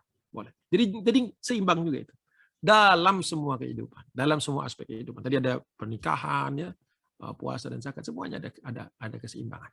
Nah, kita jaga keseimbangan itu antara khauf dengan roja, ada rasa-rasa takut. Kenapa kalau takut terus nanti jadi orangnya pesimis. Tapi kalau selalu roja, nanti dia overconfident. Overconfident tidak boleh. Confidence boleh. Punya confidence boleh. Tapi overconfident sehingga kemudian meremehkan ibadah, meremehkan orang lain, menganggap orang tidak boleh. Jadi kita ini makhluk yang insya Allah sebaik-baiknya makhluk yang diciptakan Allah Subhanahu wa taala, apalagi dengan keimanan kita, insya Allah dalam kondisi yang terbaik, walaupun tidak sempurna tentu saja. Itu mungkin tanggapan dari saya. Mohon maaf kalau kurang tepat. Baik, terima kasih Ustadz Agung. Dari Mas LM Fikri sendiri, apakah ada yang ingin disampaikan selanjutnya? Bisa, kalau misalnya mau, bisa di-unmute, atau mungkin lanjut di kolom chat. Sementara menunggu, kita ke pertanyaan selanjutnya ya Pak Ustadz ya. Dari Dia Adiaksanti, Assalamualaikum Ustadz. Ingin bertanya bagaimana ketika kita bersikap menghindari pembicaraan dengan seseorang karena khawatir baper, bawa perasaan, sebab masalah yang sebelumnya belum selesai. Oh iya. Ya. Baik. Rasulullah SAW bersabda, "Man kana yu'minu billahi wal yawmil akhir," barang siapa beriman kepada Allah dan hari akhir, falyakul khairan, hendaklah dia berkata baik, hendaklah dia berkata positif, yang memotivasi, mendorong orang untuk kebaikan, menjauhi dari keburukan, ya, berlaku adil dan seterusnya. Itu falyakul khairan. Jadi rumus utama kita itu adalah berbicara baik. Kalau enggak bisa, baru auliyasmut, baru diam. Gitu. Jadi sikap kita itu bukan diam, tapi sikap kita itu bicara. Tapi tahu konteks, tahu waktu, tahu frekuensi, berapa panjang, dan seterusnya. Nah, kalau enggak bisa, mungkin lagi emosi, lagi marah, lagi baper, jangan banyak ngomong. Kuncinya sederhana. Tetap ketemu orang, silakan boleh. Apa kabar hari ini? Lagi agak berat. Gitu aja. Tapi tetap senyum ngomongnya. Jangan beratnya tuh, berat gitu. Kelihatan kita itu lagi kesel. Bilang, lagi berat. Tetapi insya Allah ada Allah. Jadi orang itu begitu mendengar kita, mungkin dia punya masalah nih, mau nyampein ke kita. Coba nggak jadi deh, dia kayaknya lebih berat daripada saya. Tapi kok dia tenang ya? Kenapa dia tenang ya? Oh, ada Allah. Sudah dakwah itu. Nggak perlu ceramah 2,5 jam kayak orang-orang. Jadi sederhana sekali sebenarnya. Menyampaikan, asal kita menyampaikan kondisi kita dengan baik. Ya. Jangan cuma dikit-dikit, iya nih nggak tahu, sial terus. Sial dalam Islam nggak ada. Iya nih nggak tahu masalah terus sih. Saya salah apa sih? Dalam Islam, ya manusia selalu punya salah. Tinggal masalahnya berapa kali dia istighfar sehari semalam. Jadi memilih kata dalam Islam saja itu butuhkan ilmu. Makanya falyakul khairan aw liyasmut. Kalau nggak tahu apa-apa, aduh saya lagi mengelola perasaan deh. Nggak bisa ngomong, takut salah nih ya. Ngomong sesuatu nanti persepsi salah. Manusia itu kan ya dikasih yang benar aja kadang-kadang nangkepnya keliru. Gimana ngasal ngasihnya? lebih berantakan. Jadi pegang aja itu kalau ketemu, kalau nggak mau ketemu dengan orang, ya jangan karena niatnya nggak suka, tapi karena memang belum ada waktu. Tapi kalau bisa ketemu nggak usah menghindar. Misalnya, wah ada dia di lorong. FK kan banyak lorongnya dulu seingat saya. Banyak lorong. Cari jalan lain. Tapi ketemu juga ternyata karena ke lab yang sama. Akhirnya ketemu juga. Nah, jangan nggak usah menghindar manusia. Manusia dihindari itu tidak menyelesaikan masalah. Ya justru masalah itu diselesaikan dengan menyapanya. Apa kabar gitu ya. Maaf ya kemarin nggak sengaja tuh gitu kan. Nah, gitu. Nah, terus setelah itu baik. Itu lebih tenang kan. Dalam 2 menit selesai urusan. Coba menghindar. Beberapa lama menghindar. Kucing-kucingan terus. Kadang-kadang ke Salemba, RSCM, Ashifa, balik lagi Masjid Arif Rahman Hakim, balik lagi UI Depok. Apa enak hidup kucing-kucingan? Gak bakal enak. Yang gampang hadepin. Enggak dia terima, dia marah. Bola ada di dia sudah. Yang penting saya minta maaf udah. Kita nggak bisa kontrol perasaan orang lain. Tapi kita bisa menyampaikan dengan baik, minta maaf dengan sejujurnya. Jangan jutek, wajahnya juga jangan ngeselin. Insya Allah, mudah-mudahan Allah beri jalan. Tentu ini lebih gampang ngomonginnya daripada melaksanakannya. Silakan. Ya, baik. Jadi jangan dihindari dan coba dikomunikasikan ya Pak Ustadz. Ya, betul. Ya. Baik. Kita lanjut lagi ya ke pertanyaan selanjutnya Pak Ustadz dari Dr. Mutana. Assalamualaikum Pak Ustadz. Izin bertanya, mengenai masalah pacaran ini adalah masalah yang boleh dibilang gampang-gampang susah. Karena sebagian remaja cenderung semakin dilarang, semakin memicu anak untuk melanggarnya. Walaupun udah diterangkan alasannya itu seperti apa. Larangan di sini menjadikan sebuah tantangan, dan ketika ia sudah bisa melanggar atau berpacaran sembunyi-sembunyi, tanpa diketahui keluarga, maka akan mendatangkan kepuasan sendiri pada remaja tersebut. Mohon pencerahannya, jazakallah khairan Pak Ustadz. Wah iya Ki, iya. Penanya ya. Ya, bukan pelarangan tentu saja ya. Rasulullah SAW lebih banyak mengajak orang manusia berdialog, kecuali sudah kebangetan atau suatu hal yang memang haram. Ya, artinya selangkah lagi haram memang harus dilarang.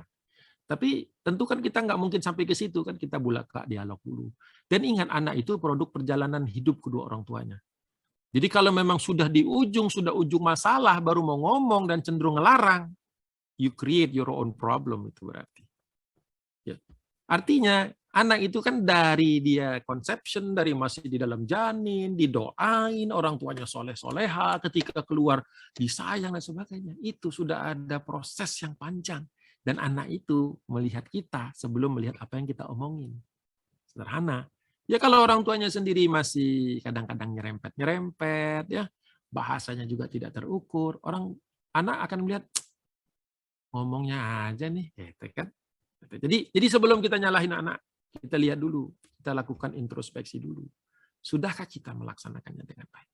Sudahkah kita memberi contoh yang baik? Melarang adalah apa istilahnya pendekatan terakhir. Menyelamatkan, dan tidak dengan kemarahan, dan tidak dengan kebencian, dan tidak dengan laknat. Gak perlu mata melotot sampai mau keluar. Gak perlu. Sederhana. Jadi, if you have done your work, tidak perlu sampai head to head. Tapi kalau you have not done your work as a parent, belum maksimum, bakal head to head. It's your choice. Makanya kita itu kan ketika menghadap Allah itu kan, kalau kau sering menghadap Allah, sering banyak beristighfar, mendatanginya ketika lagi senang, maka ketika lagi susah Allah ada. Ketika engkau dengan anak, lagi butuh-butuhnya kau tidak ada, lagi dia butuh komunikasi, lagi butuh sayang, kita nggak ada. Pas dia lagi nggak perlu kita datang. Bisa dibayangkan reaksinya. Ya, be there when your child needs you. Ya, or she or he will not be there when we need them. Hadir ketika mereka lagi butuh, maka nanti waktu kita lagi butuh mereka hadir. Ingat, dia tidak hadir, nggak mau dengar, karena dulu mereka ngomong, kita nggak dengar. Sederhana. Allahu a'lam. Masya Allah Pak Ustadz. Jadi ini berefleksi kembali dari peran kita sebagai orang tua juga ya Pak Ustadz. Akumulasi sekian tahun. Karena anak itu pacaran, katakanlah ya, pacaran itu usia 18-an, 19-an ya. You have 18 years, punya 18 tahun. Masa baru mau kerja di tahun ke-18? Enggak kan? Ya, dan berkaitan juga sama yang Pak Ustadz katakan tadi ya di materi bahwa pendidikan anak itu dari dini, dari keluarga, seperti itu ya Pak Ustadz ya. Dari dia belum ada. Dari Kan sejak ketemu dengan istrinya kan sebelum dia ada kan. Hmm. Pertemuan itu kan. Ya, baik Pak Ustadz. Mungkin dari Dokter Mutiara, apakah ada yang ingin disampaikan atau ditanyakan kembali, Dok? Iya, Sambil- jazakallah khair, Pak Ustadz. Ya, ya, terima kasih sekali ya Pak Ustadz atas pencerahannya. Ini maksud saya dalam pacaran di sini ingin pencerahannya tentunya di bidang ilmu agama itu sendiri.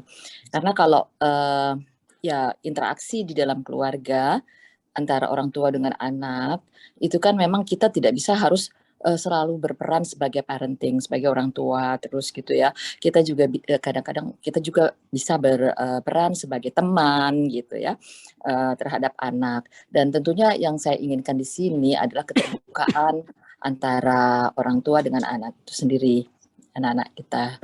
Jadi yang dimaksud di sini saya juga ingin tahu batasan, bolehlah kita sebut pacaran atau best friend gitu ya, teman dekat atau sahabat gitu ya, antara laki-laki dengan perempuan pada usia remaja. Karena jatuh cinta itu sendiri tidak bisa dihindari gitu Pak Ustadz, terutama pada usia-usia remaja. Nah, jadi oke, kita nggak bisa melarangnya secara ekstrim, apalagi seperti Pak Ustadz bilang melotot itu tentu tidak ya Pak Ustadz. Cuman hal ini memang perlu di dialog didiskusikan bersama. Nah, dalam hal diskusi bersama ini, aturan pacaran menurut Islam, aturan kedekatan antara laki-laki dengan wanita secara best friend lah ya. Itu yang dibolehkan dalam Islam itu yang seperti apa gitu. Itu yang saya ingin tahu lebih jelas lagi agar saya bisa tahu batasan-batasannya. Maaf ini saya memang mungkin dalam ilmu agama sangat kurang, jadi saya ingin lebih mendapatkan pencerahan dari Pak Ustadz. Itu saja Pak Ustadz, terima kasih. Terima kasih Bu Dokter Mutiara. Ya, baik. Mungkin tadi kurang tepat jawaban saya tadi. Berarti kita melihat batasan dalam Islam. Kalau batasan-batasan dalam Islam, by the way saya juga sepakat ya bahwa ada dialog, terbuka, pembicaraan. Walaupun saya sendiri dulu sempat termasuk yang sepakat dengan berbagai peran seorang tua, namun dalam kajian-kajian Islam peran ayah dan ibu sebagai teman itu hanya sangat singkat sekali dalam daur hidup seorang anak. Tidak boleh terlalu lama, karena kalau terlalu lama, apalagi dengan kondisi sekarang, di mana sistem sosial dan sebagainya dan sekolah, latar belakang dan keluarga dan pertemanan itu tidak selalu dalam kondisi yang terbaik, malah justru berbahaya. Ya, itu dulu sementara. Tapi nanti akan saya coba bahas lagi kalau memang diperlukan. Pertama, kita sudah mengenal bahwa dalam Islam yang sangat dijaga itu kan adalah nasab ya. Karena nasab ini dampaknya banyak. Ya, nasab ini terkait dengan pewarisan, terkait juga dengan keabsahan pernikahan, kemudian terkait dengan siapa yang akan bisa menjadi wali dan seterusnya. Jadi asal muasal kenapa kemudian aturan itu tumbuh, larangan-larangan itu diturunkan oleh Allah SWT ini terkait dengan salah satu maqasid syariah, tujuan kenapa adanya aturan dalam Islam, yaitu kejelasan nasab. Jadi dalam Islam bin dan binti itu penting sekali sampai ulama membahasnya dalam satu buku tersendiri ya, seperti itu. Sehingga kemudian nanti ada anak yang kemudian hasil perzinahan itu nanti tidak bisa bin bapaknya, dan kemudian nanti bapaknya ini akan menjadi, konsekuensinya panjang sekali dan itu cukup memberatkan bagi anak itu dan juga bagi ibunya. Nah, itu satu dulu pertama. Sehingga kenapa kemudian aturan-aturan mainnya jadi tegas sekali. Ya. Tentu ini berbeda dengan masyarakat di mana agama tidak menjadi jadi aturan utama. Misalnya mohon maaf di Barat ya, banyak orang yang mengatakan beragama tapi tidak praktis, ya, tidak menjalankan dari nilai-nilai agama itu sendiri, sehingga pacaran dan kemudian sampai kepada perzinahan dan sebagainya itu biasa. Ya, dengan segala macam penjelasan terkait dengan bahwa dia butuh ini, butuh teman, butuh macam-macam yang dibuat untuk membenarkan itu. Itu dulu yang harus kita garis bawahi dulu. Nah, di dalam Islam tujuan tidak boleh dibenarkan dengan cara-caranya tidak boleh membenarkan walaupun tujuannya dianggap satu hal yang mulia. Jadi tujuannya harus mulia, caranya juga harus mulia. Gitu. Jadi konsistensi di situ. Jadi tidak bisa kita misalnya mengambil pemikiran Barat bahwa ya untuk keluarga harmonis ya harus kenal ya harus dekat. Kalau dekat ya berarti ya nonton bareng ya berarti pegang-pegangan nggak ada nggak mau gitu. Jadi orang tua jangan intervensi dong, karena ini kan kami pencarian jati diri dan seterusnya. Akhirnya ruwet dan rumit, orang tua akhirnya nggak bisa masuk lagi. Apalagi orang tua yang mohon maaf misalnya tidak memahami kaidah-kaidah dasar tadi, sehingga akhirnya dia pusing sendiri dengan pemikirannya. Akhirnya di satu sisi dia nggak mau anaknya breakdown, tapi di sisi yang lain dia deg-degan juga melepasnya dan seterusnya. Ini saya bicara ekstrim, bukan berarti lagi bicara contoh tadi saja. Itu satu. Nah, baru kemudian Rasulullah menuangkan bahwa ketika laki-laki dan perempuan yang bukan mahram, ya bukan mahram ini berarti mereka bisa menikah, gitu ya, bukan dari yang dilarang, maka tidak boleh berdua-duaan. Ya, karena kalau dia berdua-duaan, maka yang ketiganya langsung disebutkan oleh Nabi syaitan. Itu udah batasan yang paling clear cut, gitu, yang paling clear cut. Jadi meresikukan anak kita berdua, baik laki maupun perempuan, di dalam satu ruangan atau di satu tempat yang tidak ada orang lain atau jauh dari orang-orang lain, itu sudah mengundang permasalahan dengan dirinya. Itu dulu harus dipegang. Nah, bagaimana alternatifnya? Ya kan, pertanyaan kita kan begitu, di masa zaman sekarang nih ada HP dan sebagainya. Ya, kita tidur ternyata dia buka WA, akhirnya dia video call. Nah, kembali saya katakan lagi, memang ini harus dipupuk dari awal. Saya katakan tadi memang harus dipupuk dari awal. Memang kebiasaan ini, aturan main ini, termasuk ketika dia keluar waktu masih kecil, kita membiasakan auratnya, kita memberitahu bahwa batasan-batasan yang kemudian bisa menyebabkan dia paham, itu memang harus dari kecil. Itu saja terkadang nggak cukup. Gimana enggak sama sekali. Jadi ini yang tidak bisa kita pisahkan, bahwa pendidikan anak atau apalah sebutnya istilahnya pendampingan kepada anak memang harus berjalan dari awal. Nah, di dalam Islam tadi sudah disebutkan ayat-ayatnya bahwa seseorang itu dikatakan terbaik kalau dia memberikan menaungi mawaddah lil qurba bagi yang terdekat. Ini tanggung jawab ayah, menjelaskan bahwa ayah memperlakukan anak gadisnya itu dengan cara yang terbaik, dengan memenuhi kriteria-kriteria dari apa yang boleh dan tidak boleh, memisahkan tempat tidur anak yang sudah mulai baligh. Ya, itu kan menuntut nanti rumahnya harus begini dan sebagainya, kamar mandi berarti harus minimum 2, 3 kalau ada orang tuanya. Ini nanti turunannya banyak sekali fikih ini. Turunannya banyak sekali, makanya nanti rumah yang memenuhi syarat-syarat itu seperti apa itu bisa turun. Termasuk arsitektur dan lain sebagainya dibahas ini. Bikin rumah yang Islam itu kayak apa sih? Gitu. Itu asalnya dari sini, asalnya dari hubungan keluarga dulu. Nah, termasuk nanti misalnya menerima tamu. Berarti menerima tamu itu bagaimana? Tamunya siapa? Tamu ayah, tamu ibu. Tamu ayah enggak boleh diterima ibu. Tamu ibu enggak boleh diterima ayah. Ya, sederhana sekali. Bagaimana kita datang ke rumah orang? Cara berdiri di samping pintu. Ada semua aturannya. Ngetok itu bagaimana? Sehingga kalau pintu itu nggak sengaja terbuka, di dalam auratnya lagi nggak terpasang. Nah, hal ini semua kalau dikumpulkan akan menjadi guidance buat kita. Oh, berarti anak tuh begini nggak bolehnya. Nah, itu. Ini mungkin perlu kajian tersendiri kalau mau sampai lengkap dalil dan hadis dan sebagainya. Ya, bahwa membiarkan mereka berdua tidak boleh. Sekalipun di rumah kita sendiri, iya sekalipun di masjid kalau berduaan. Kalau di Amerika kan saya tinggal cukup lama di Buffalo, di New York dulu. Oh, itu biasa. Anak-anak high school, saya senior high school di sana gitu. Jadi ngelihatlah anak-anak pacaran kayak apa ekstrimnya gitu ya. Nah, tentu kita tidak seperti ke arah situ, tetapi saya tahu awalnya gitu kan. Di sekolahnya bagaimana, di parknya bagaimana, sampai di rumahnya dan apa istilahnya ya cuma saya yang aneh. Karena teman-teman saya begitu semua. Peer pressure-nya tinggi sekali. Alhamdulillah ayah dan ibu saya walaupun tidak bisa dikatakan sebagai orang yang istilahnya belajar secara khusus secara agama, tapi memberikan wanti-wanti yang sekarang saya temukan ada hadisnya. Gitu. Jadi tidak mustahil seseorang di tengah kehidupan di tengah yang paling sekuler sekalipun, apalagi kalau yang sekarang kita masih sangat sangat apresiatif ya kalau sekarang sudah mulai banyak sekolah-sekolah yang mengakomodasi. Jadi bisa. Tapi yang jelas batasannya itu kalau dia berduaan saja, apapun alasannya, ini sudah out of bounds. Sudah out of bounds. Sekalipun di ruang tamu kita sendiri. Nah, itu satu, sederhana sekali. Nah, apalagi kalau lebih dari itu, jalan berdua, naik berdua. Apapun namanya, gitu, apapun alasannya, akan mengundang masalah. Dan masalah itu nanti siap diselesaikan sama cara Islami. Bukan dinikahkan. Kalau kita kan gitu, ya udahlah, udah kejadian, udah dikain aja. Itu kalau dibahas dalam Islam, itu nggak begitu. Sampai ke warisan nanti, sampai ke status anak.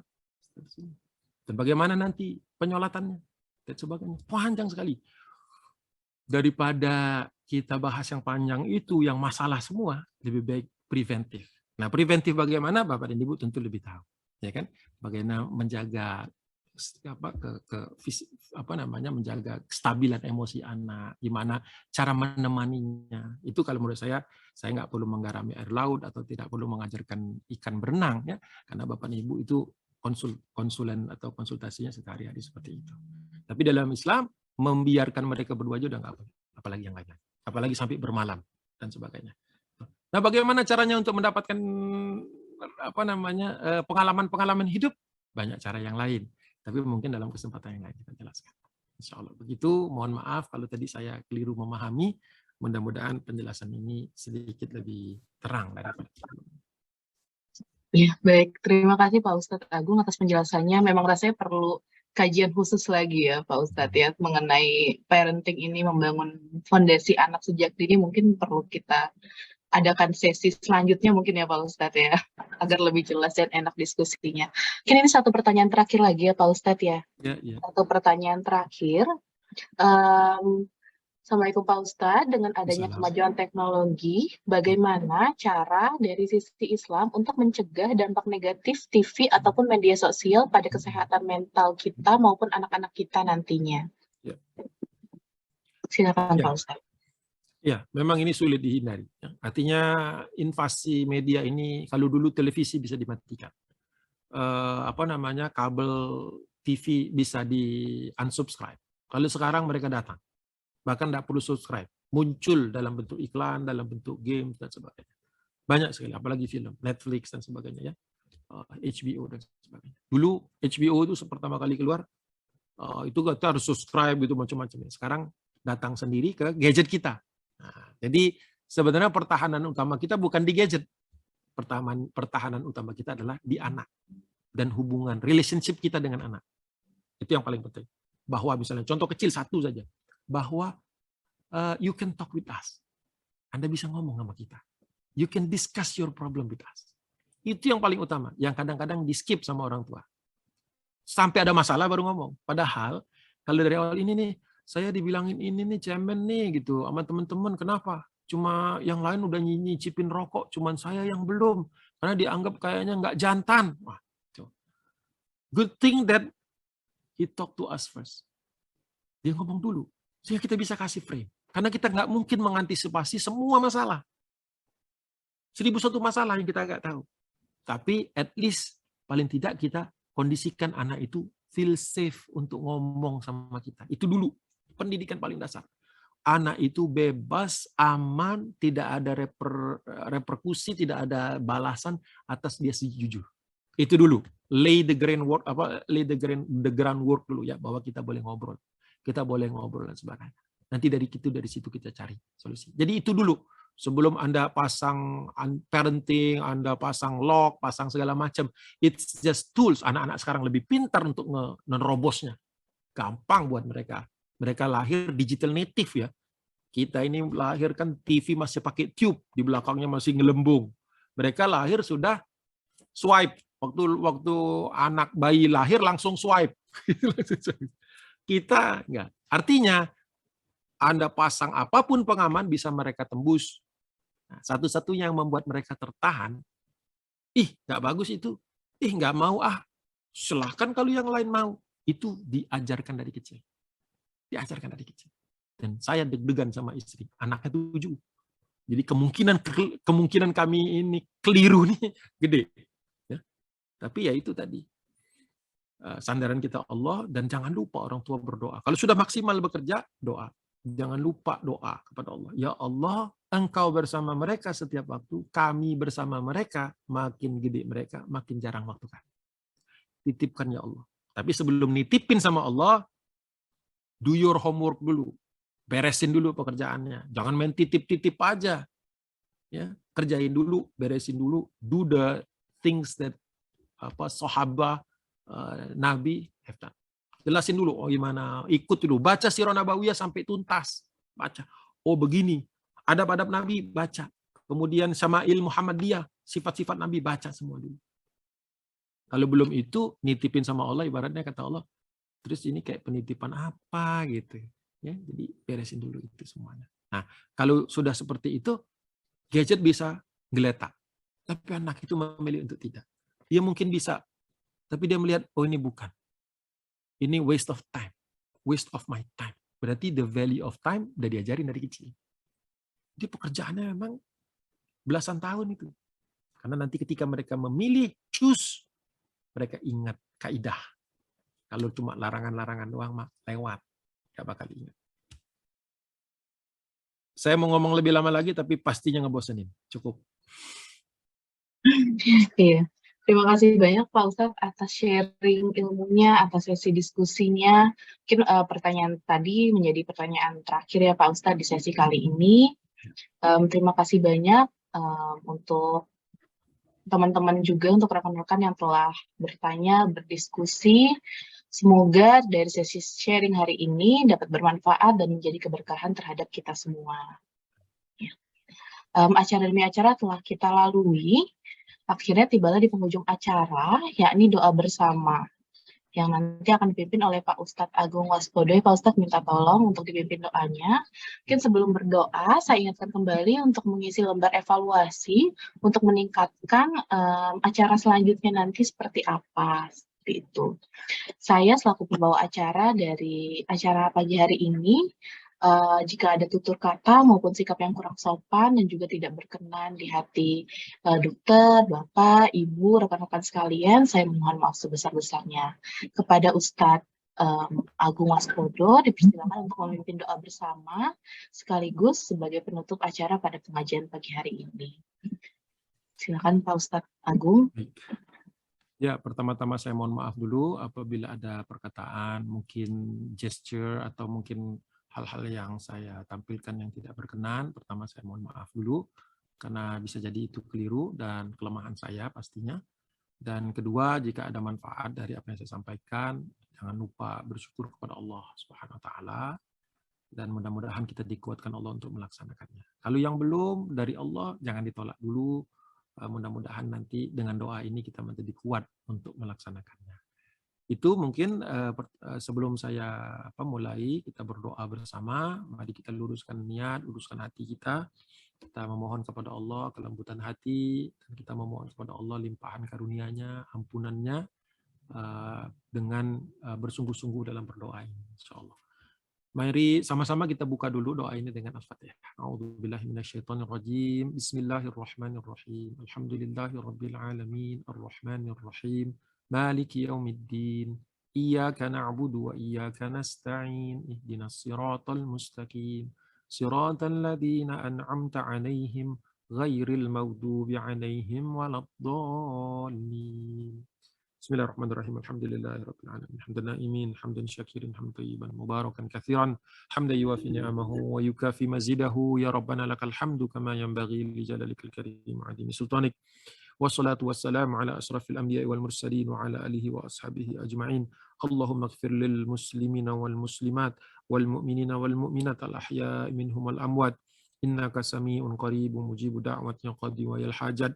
اللهم اغفر لنا ولوالدينا وارحمهم كما ربونا صغارا ربنا لا تزغ قلوبنا بعد إذ هديتنا وهب لنا من لدنك رحمة إنك أنت الوهاب ربنا ظلمنا أنفسنا وإن لم تغفر لنا وترحمنا لنكونن من الخاسرين اللهم أعنا على ذكرك وشكرك وحسن عبادتك اللهم إنا نعوذ بك من جهد البلاء ودرك الشقاء وسوء القضاء وشماتة الأعداء اللهم إنا نعوذ بك من البرص والجنون والجزام ومن سيء الأسقام ربنا آتنا في الدنيا حسنة وفي الآخرة حسنة وقنا عذاب النار اللهم صل على سيدنا محمد وأشكل الظالمين بالظالمين وأخرجنا من بينهم سالم وعلى آله وصحبه وسلم دعواهم فيها سبحانك اللهم وتحيتهم فيها سلام وآخر دعواهم أن الحمد لله رب العالمين بالله التوفيق والهداية والله الموافق إلى أقوام الطريق السلام عليكم ورحمة الله وبركاته Waalaikumsalam warahmatullahi wabarakatuh.